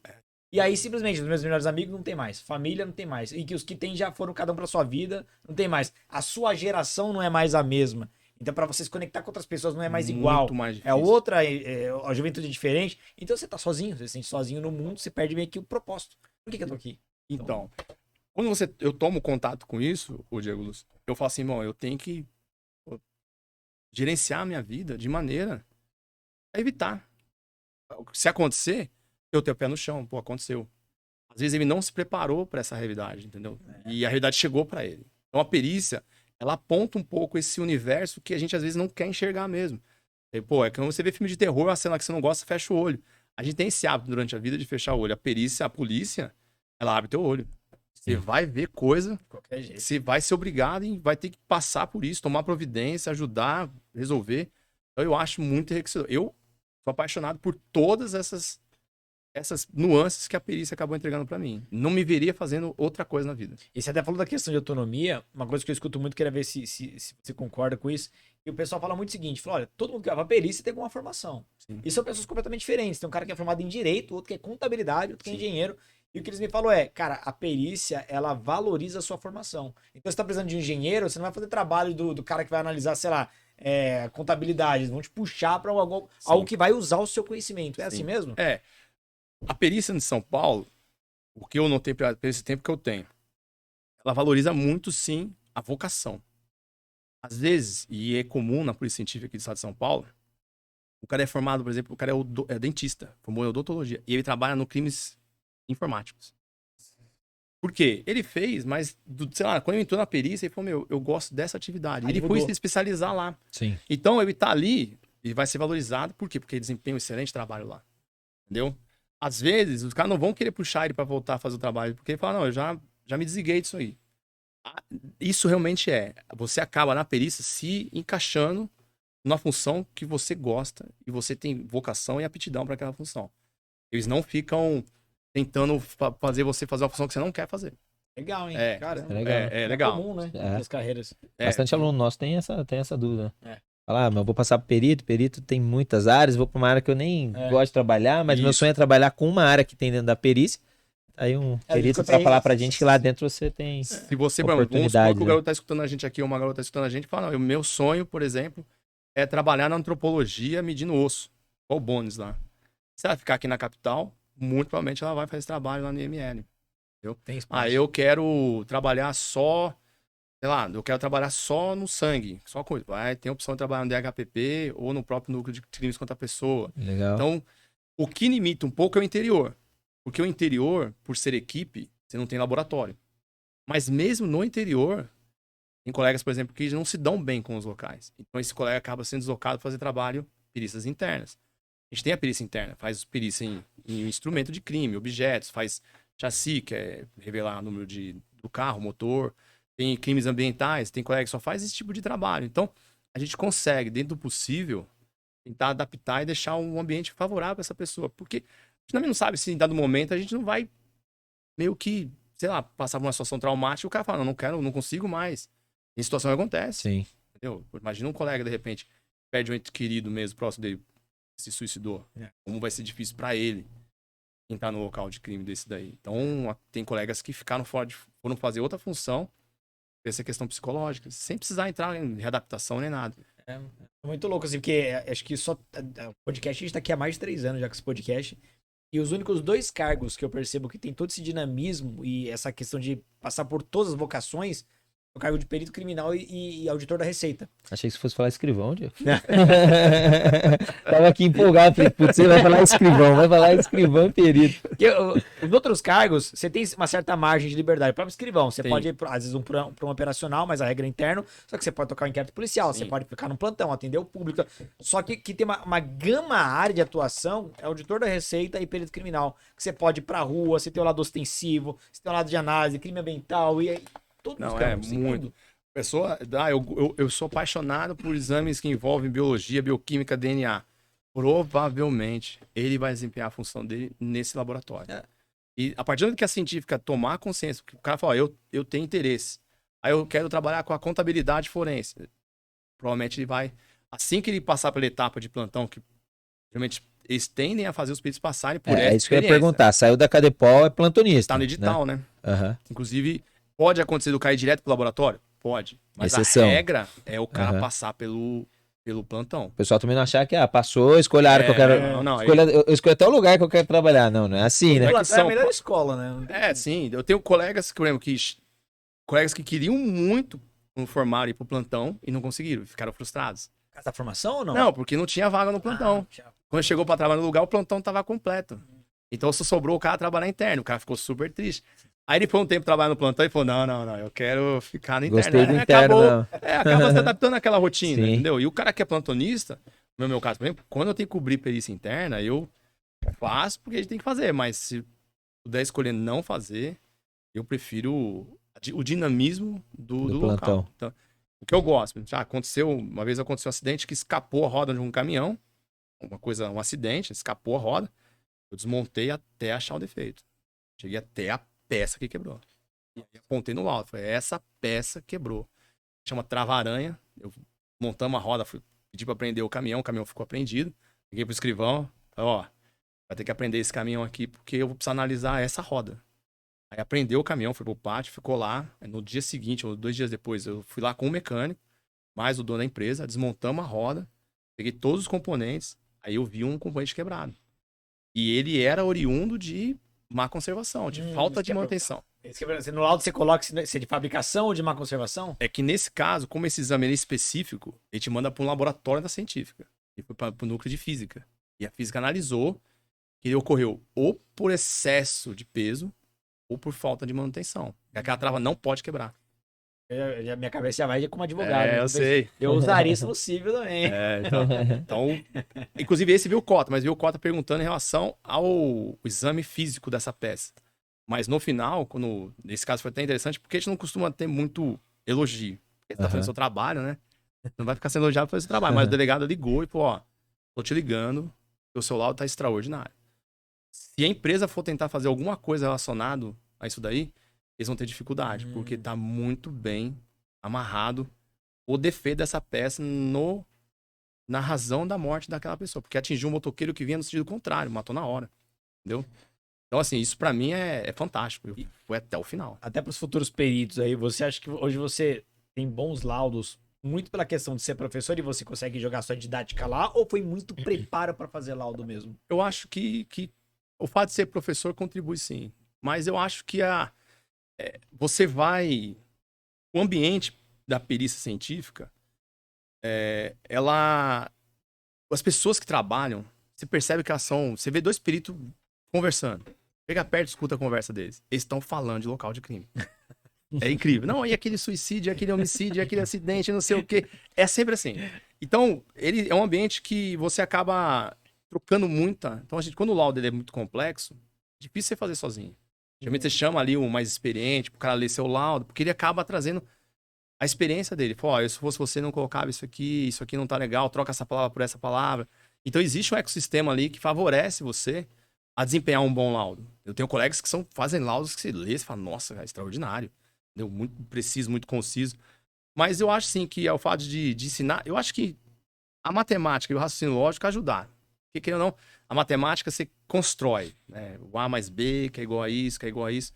Eu acho que um pouco dessa experiência como professor acaba entrando no laudo.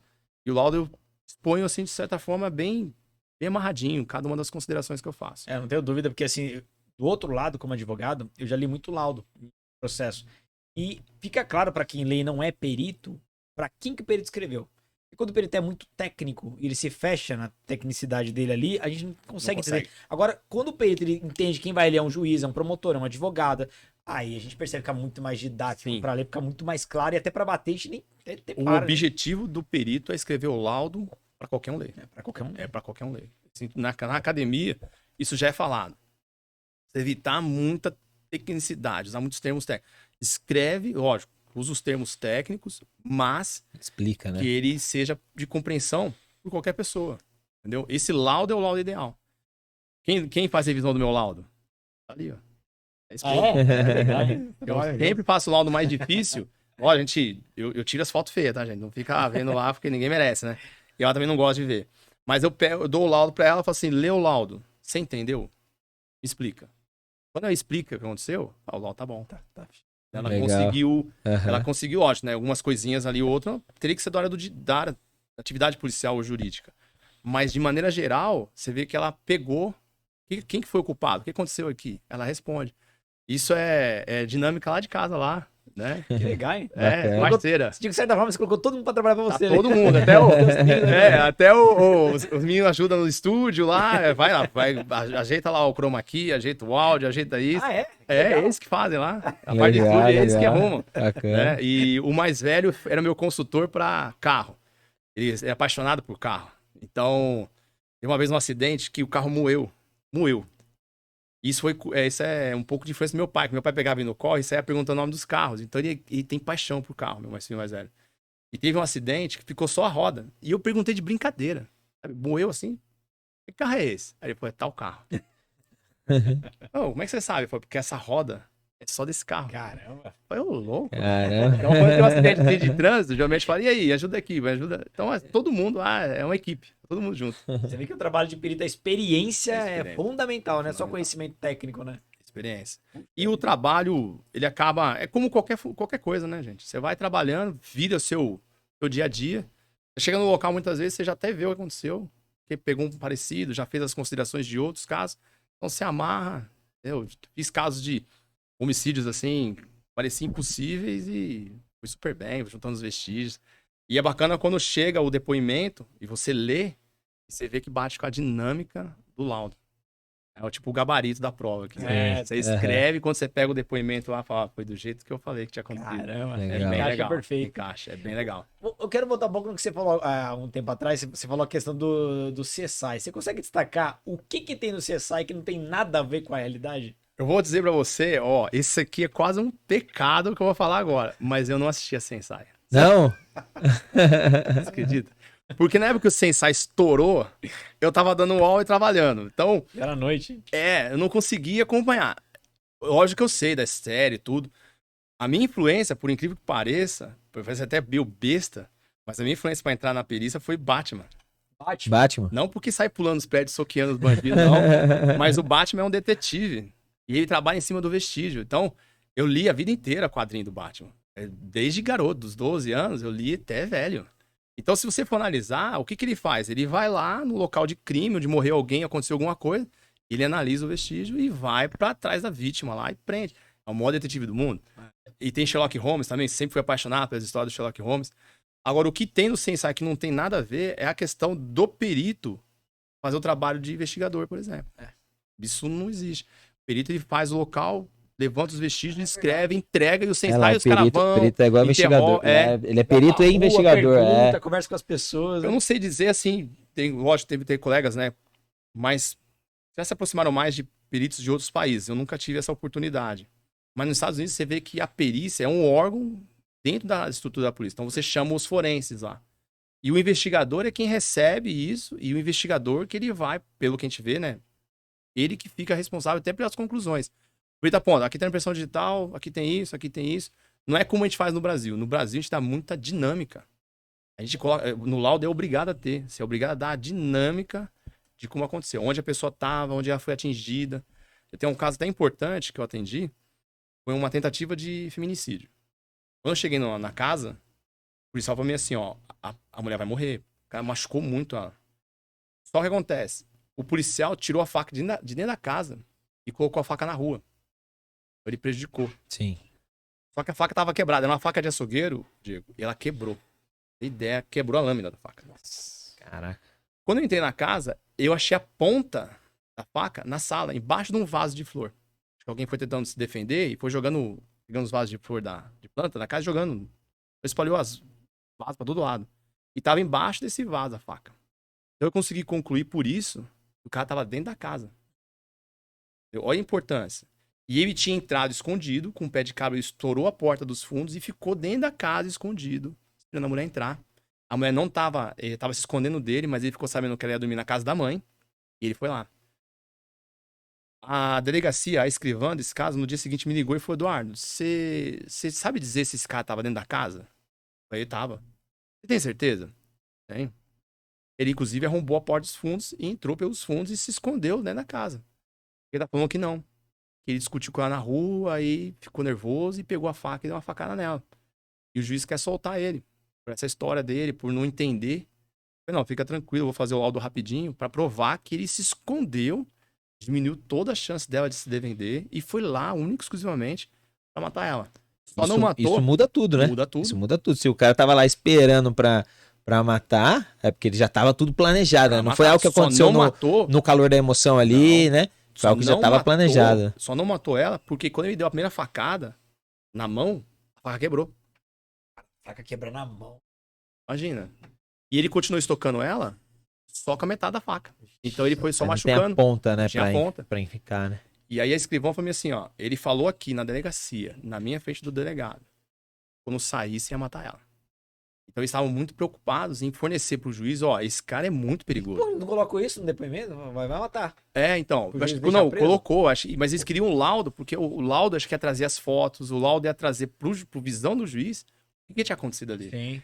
E ela mostrou a foto da vítima, a vítima parecia o Frankenstein, ela estava toda costurada. Pescoço, ele passou no pescoço. Ele foi, assim, muito brutal. Então, esse é o ponto da perícia. Apontava, falou, ó, o ânimos, né, quando a gente faz a dinâmica, a gente aponta, o ânimos dele foi esse. Ele entrou lá, se escondeu, atingiu a dentro da casa, aí as pessoas foram brigando, ele foi lutando pela casa toda, perseguindo ela, porque tinha sangue na casa toda, até uma hora que ela caiu desmaiada na frente da casa. Então, você dá essa dinâmica, não é uma briga, eu perdi a paciência, peguei uma faca. Ele queria transformar num crime passional ali. Não era. Então, assim, tomara que... tirou esse argumento que foi na rua, que você falou que o policial tirou a faca e levou pra rua, prejudicou a cena do crime. Mas ele colocou isso no depoimento, que aí o advogado pega isso e... Eu acho que ele fala, aí fica naquele da testemunha. Aí eu peguei na rua, mas alguém fala que tava dentro da casa e ninguém consegue provar de fato que ele tá dentro da casa. Quem vai provar de fato dentro da casa vai dizer, não, ele estava dentro da casa, é o perito. O perito vai falar, não, ele não tem como. Ele fala, não tava. Não tava como se o vestígio da faca tá lá.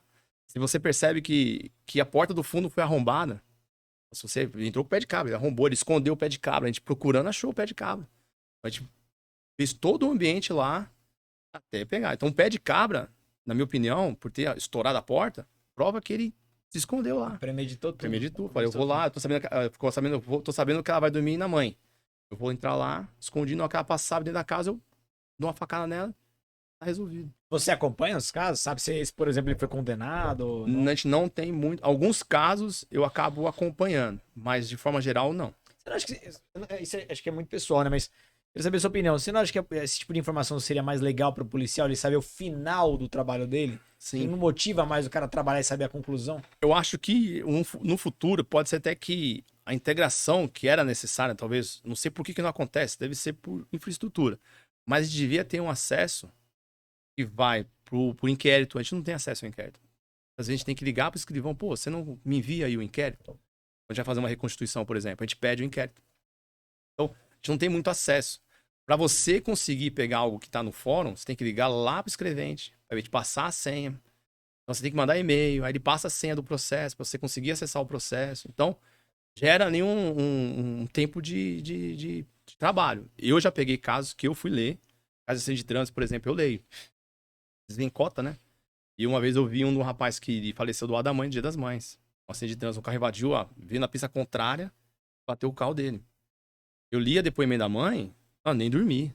A mãe contando como foi, que ela falou assim, olha, ele falou assim, ó mãe, o carro vindo na contramão. Ela falou que quando olhou, parecia que tava no liquidificador. Bateu, a pouco já sentiu o menino cair morto em cima dela, filho único. Então, e esse caso foi chato, assim, porque a gente vê no Brasil a vitimização, ela contou a mesma história umas 4 vezes. Ela contou a primeira vez que ela foi na delegacia, ela foi de novo no fórum, Então, tinha 4 passagens do processo, ela narrando a mesma história. Inclusive, na última, ela fala, gente, assim, eu não quero mais falar disso, mas ela fala. Então, essa vitimização de ficar, sabe, no Brasil, a gente precisa realmente, sabe... Cortar um pouco essa... Já deu o depoimento, tá certo? Não tem dúvida, tá resolvido. Isso aqui já não... Deixa a mãe quieta lá. Tá demorando pra ter uma lei que pegue esses casos mais sensíveis e antecipe a prova. Isso. Porque no Brasil a gente tem a prova antecipada, mas só no caso, por exemplo, a testemunha tá no estado terminal. Sim. Pô, você pode antecipar a prova se for um caso de revitimização. Se fosse tão importante assim, evitar a revitimização, né? Já teriam feito isso. Sim. Porque você traz o contraditório muito antes e é prova e ninguém mais mexe naquilo. Ouviu a mãe, deixa a mãe lá, perdeu um filho, o único filho, formando em medicina, tudo. Foi um local muito difícil de fazer, muito difícil. Foi bem complexo. Mas, então, assim, de certa forma, você fala assim, eu vou ler você lê, você toma contato com mais esse universo. E Entendeu? pesa, né? Pesa. Pra É dormir, o caso inclusive. que você vai passar aí como escrivão, vai ouvir as histórias, vai ter que digitar lá, vai chegar em casa com o coração apertado. Sim, sim. Animado aí? Pô. Tá ficando mais animado com a Tô. história? Então é isso aí, tá no lugar certo, vai ser polícia mesmo. Vai ser um bom policial. E até pra quem tá na expectativa também de passar nas próximas etapas pra perito. Perito, basicamente, ele analisa os crimes que deixam vestígios, né? Sem vestígio. Mas pra quem não tem noção do Código Penal e entende o que deixa vestígio, cara, é praticamente tudo, né? Se a gente parar pra pensar. É até legal você falar disso, quem já começa no próprio artigo lá. Toda infração penal que deixar vestígios será indispensável o corpo de exame de corpo de delito, direto ou indireto, não podendo suprir nem a confissão, nem a própria confissão da pessoa. É necessário. Então, vamos supor que já aconteceu, de repente não acionaram a perícia, não teve o local. A gente faz o indireto. Indireto é o quê? Vem ali os testemunhos, você vai até o local, vê se de repente, diz que ele quebrou a janela. Aí você vê se tem lá uma folha de vidro diferente. Então você faz o indireto, tem que ter o laudo. Sim. Entendeu? Então, para quem vai trabalhar, tem que entender que o corpo de delito é tudo.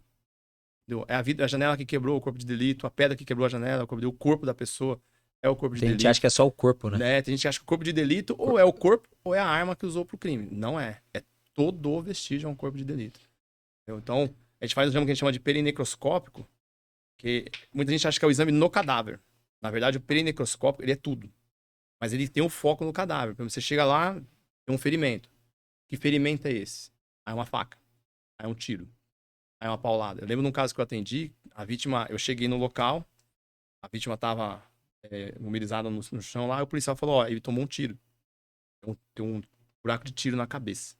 Quando eu cheguei que eu fui olhar, eu falei, isso aqui não é um tiro. Ou isso aqui é uma paulada, ou isso aqui é uma pedrada. Aí o policial olhou assim no chão, ó, uma pedra aqui, ó. Aí eu fui ver, era um pedaço de tijolo baiano, aquele tijolo marronzinho. Sim. Eu reconstituí o tijolo inteiro. Fui catando pedra em todo lugar na casa, porque os caras acham que vieram batendo nele e foi desfragmentando. E eu montei, tá no laudo, assim, o tijolo inteiro. Então ele foi um instrumento do crime. Esse vestígio ele apareceu por conta da característica do ferimento. Então o ferimento apontou a gente para procurar uma possível pedra, um pedaço de pau. Então esse exame que junta tudo é o perinecroscópio. Nossa, batendo o olho já sabia basicamente o que Porque queria, a assim. ideia, pra mim, é legal, a estrutura forma tipo uma estrela, né? É toda paulada, todo instrumento contundente, né? Que faz a ferida contusa, ele tem essa característica. Então, e foi muito legal, porque o PM já olhou assim, uma pedra aqui. Aí vamos ver. Aí tinha sangue na pedra. Serve de Que num fotógrafo. primeiro Deve momento. olhar e falar assim, não é que você tem razão? Já abre a visão. Olha, né? caramba. Aí que você começa. É bacana que você começa a conversar e assim, surgiu dessa. A princípio, eu passei pela pedra. Pra mim, era só uma pedra. Depois que eu vi o ferimento, que aí começou a. Aí vai buscando. É isso que é gostoso no trabalho da perícia, sim, gostoso, né? Desculpa, né? Mas que é interessante, né? Aí o cara fala, nossa, o cara tá lá, uma pedra, mas se eu tá morto, tá aqui. Mas não tem como não falar com certa, assim, emoção, porque a gente vai encaixando e esse trabalho, no fim, quando você fala, ó, nesse local, inclusive, eu concluí que tinha mais de um autor. Porque tinha um pedaço de um pé de mandioca perto dele. Um pedaço da folha, o galho. E aí eu peguei eu peguei esse galho e saí procurando aonde tinha uma árvore com um galho quebrado. Eu achei. Aí eu coloquei até o galho de um lado do outro assim, ó. E eu falo assim, ó. Ele correu porque alguém pegou na camiseta dele e a camiseta dele rasgou. Então alguém veio correndo atrás dele. Porque ele foi pego dentro da casa. Eu acho que ele conseguiu se desvencilhar e correu em direção ao portão a pedir socorro. Isso os caras foram atrás dele. Então um tentou segurar na camiseta, a camiseta rasgou. E o outro correu pela lateral, que é onde tava lá o pé de mandioca. E quebrou o galho. E o galho caiu do lado do corpo. Ah, então tava caminhos diferentes ali. Alguém correu no meio, alguém foi Eu tentar pelo dar a outro volta lado. e pegar ele pelo outro lado. Então eu coloquei 2 caras no locais do crime. E eram 2 mesmo. Eu não sei dizer se o delegado conseguiu identificar todo mundo. Mas ele teria que pelo menos 2 pessoas Caramba, investigar. sim. Você vê como, é o que você falou, né, no local do crime, tudo é importante. Tudo é Imagina que numa importante. dessas você vem e pisa na pedra ali, quebra a pedra Ou vê inteira. um galho e fala, é só um galho. É só um lugar galho. que tá cheio de galho, isso é só um galho. E o exame de corpo de delito e dieta, imagino que seja muito pior, muito mais chato de fazer laudo, por exemplo. O exame o indireto, ele nasce muito pobre. Até uma vez o promotor falou comigo e falou, vocês fazem muito acidente de trânsito indireto que vocês não dão conclusão. Realmente não dá porque não tem como. Porque agora é subjetivo, eu tô vendo o depoimento de cada um. Mas quem disse que o que esse cara tá falando é verdade? Então a gente vê as fotos, a gente vê como é que o carro tá amassado. Mas, meu, um acidente de trânsito muda a dinâmica. Então, onde o carro vem, Então, assim, é um exame a gente faz por questões legais, mas ele é muito pobre. Então, assim, geralmente a gente conclui assim, na conclusão fala, ó, tá prejudicado qualquer consideração técnica porque o vestígio alterou. Entendeu? Então, o local bom pra gente... Não sendo crime. O local bom pra gente é o local preservado. Chegou lá, tá preservado, ó, tá do jeito que o autor deixou. Esse local, o perito é perfeito. Aí vai atrás de DNA, vai atrás de impressão digital, vai atrás de tudo.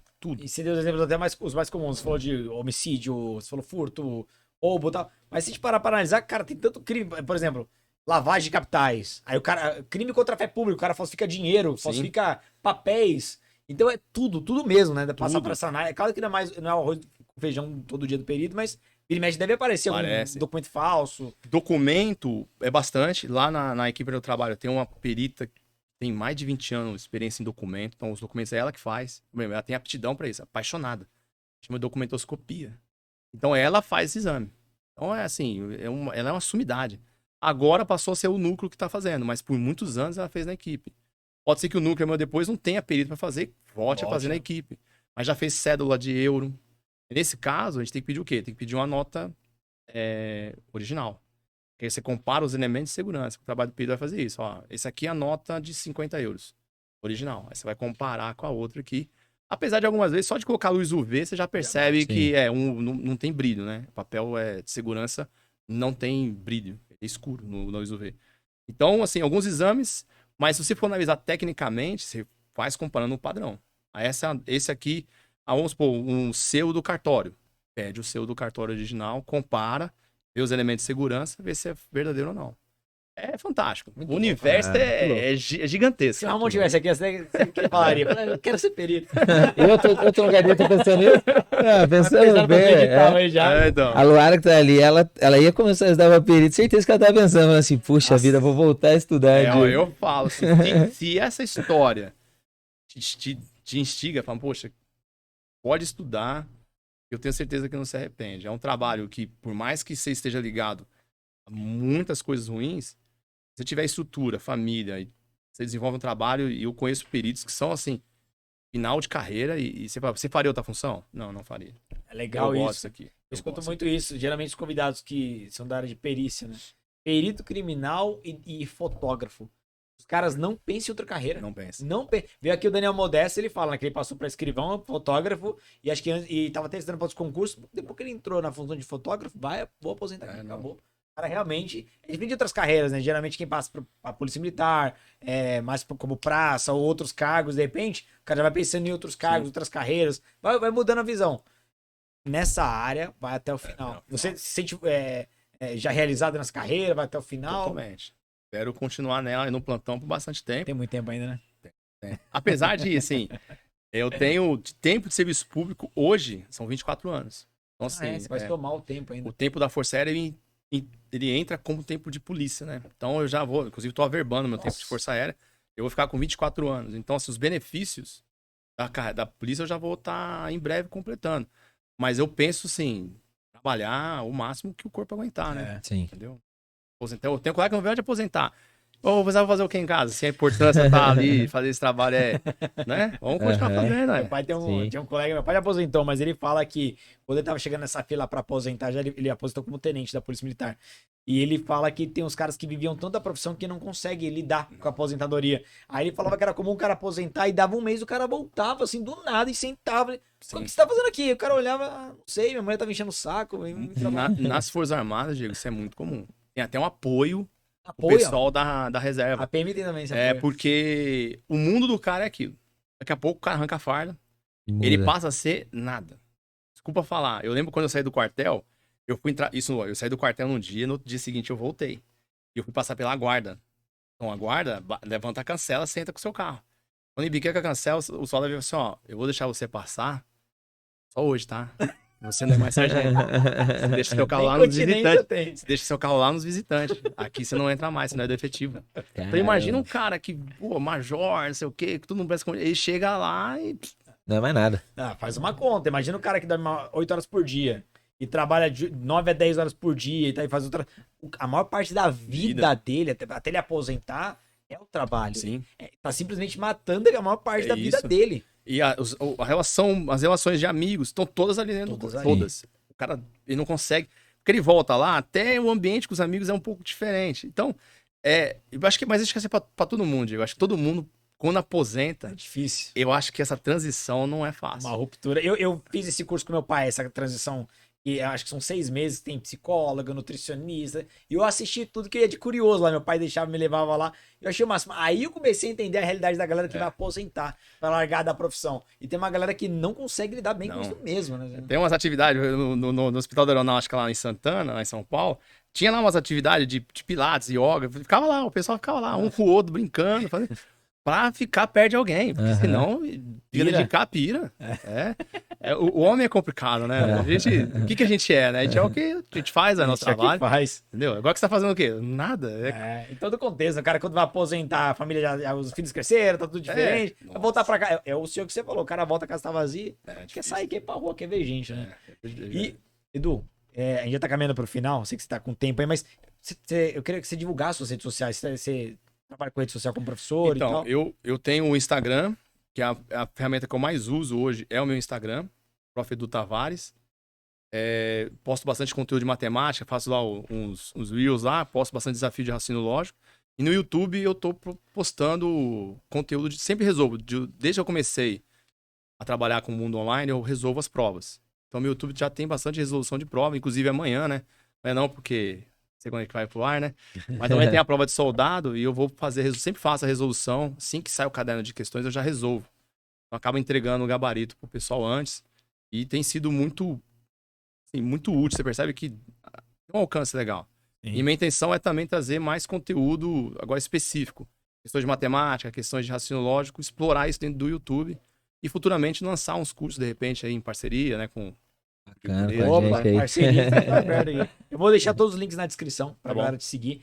E pra terminar, eu queria que o que você falaria pra galera que vai pra passar perito criminal agora, nesse próximo concurso? O que você falaria pra galera, sei lá, não cometer de erro na Cadepol, o que é o certo e o errado? Porque você deve ter experiência de gente que entrou errado, entrou certo. O que você falaria pra essa galera? Eu acho assim, o que eu vi na minha chegada na Cadepol, e eu acho que isso para todas as carreiras, a gente traz uma expectativa, como eu falei do sonho. Então a gente vem com o mundo imaginando que o perito ele vai ter uma atuação que é muito solitária, por assim dizer, entendeu? Então você vai pro local do crime, você vai chegar lá, você e o fotógrafo. E a responsabilidade tá em cima de você. Então, a ideia é assim, pô, o que eu tô querendo falar com isso? Não imagine que você vai ter recursos extraordinários para fazer esse trabalho. Imagine que o professor da Cadepol vai te dar ferramentas extraordinárias para você fazer esse trabalho. Vai ser muito do estudo e do seu interesse pessoal de debruçar sobre a cena do crime, os locais, ler laudos de colegas, laudos que já foram feitos. Eu fiz muito isso quando entrei.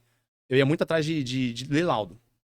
Deixa eu ver como é que esse cara escreveu um laudo de homicídio. Então eu fui criando a minha... mais do que pelas próprias aulas na Cadepol. Eu fui buscando mais conhecimento na leitura de laudos. Eu li e leio muito laudo até hoje. Então isso aí agrega muito, porque cada colega, como você falou, cada colega tem uma visão. Então a possibilidade de você ler o laudo de alguém, eu acho que é o que mais enriquece. Então é isso, assim, não achar que a Cadepol vai te dar tudo que você precisa para ser perito. Boa parte do que você precisa para ser perito é você que vai ter que buscar. Sim. Entendeu? Eu acho que isso para todas as carreiras. Lá não é uma escola que vai colocar um capacete aqui, agora você é perito. Você vai conquistar isso dia a dia. Vão ter professores extraordinários e vão ter professores que estão mais tempo afastados. Então, e cada um tem a sua vivência. É uma ideia que eu digo para quem for para a Cadepol em breve aí, foi nosso aluno aqui.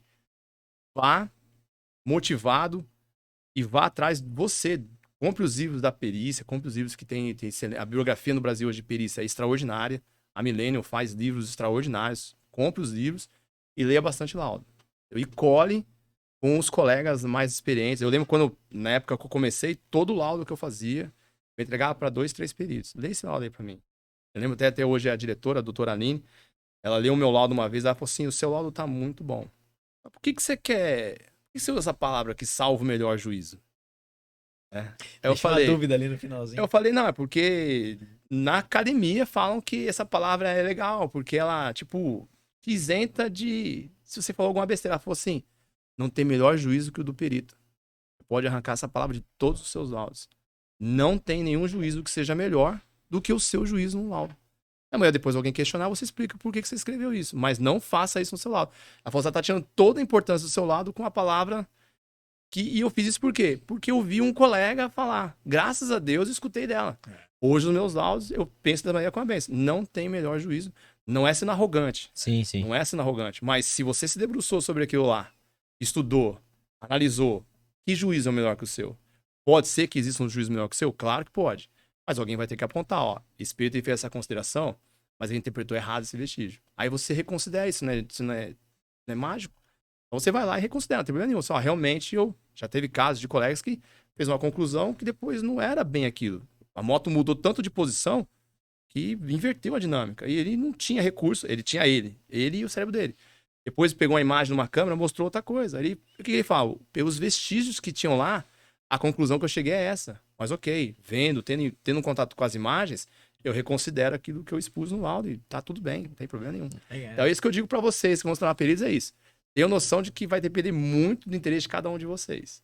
Muito mesmo. E precisar, buscar o é conhecimento. só né? ligar pra mim que eu ajudo. Eu leio o laudo, eu dou dica.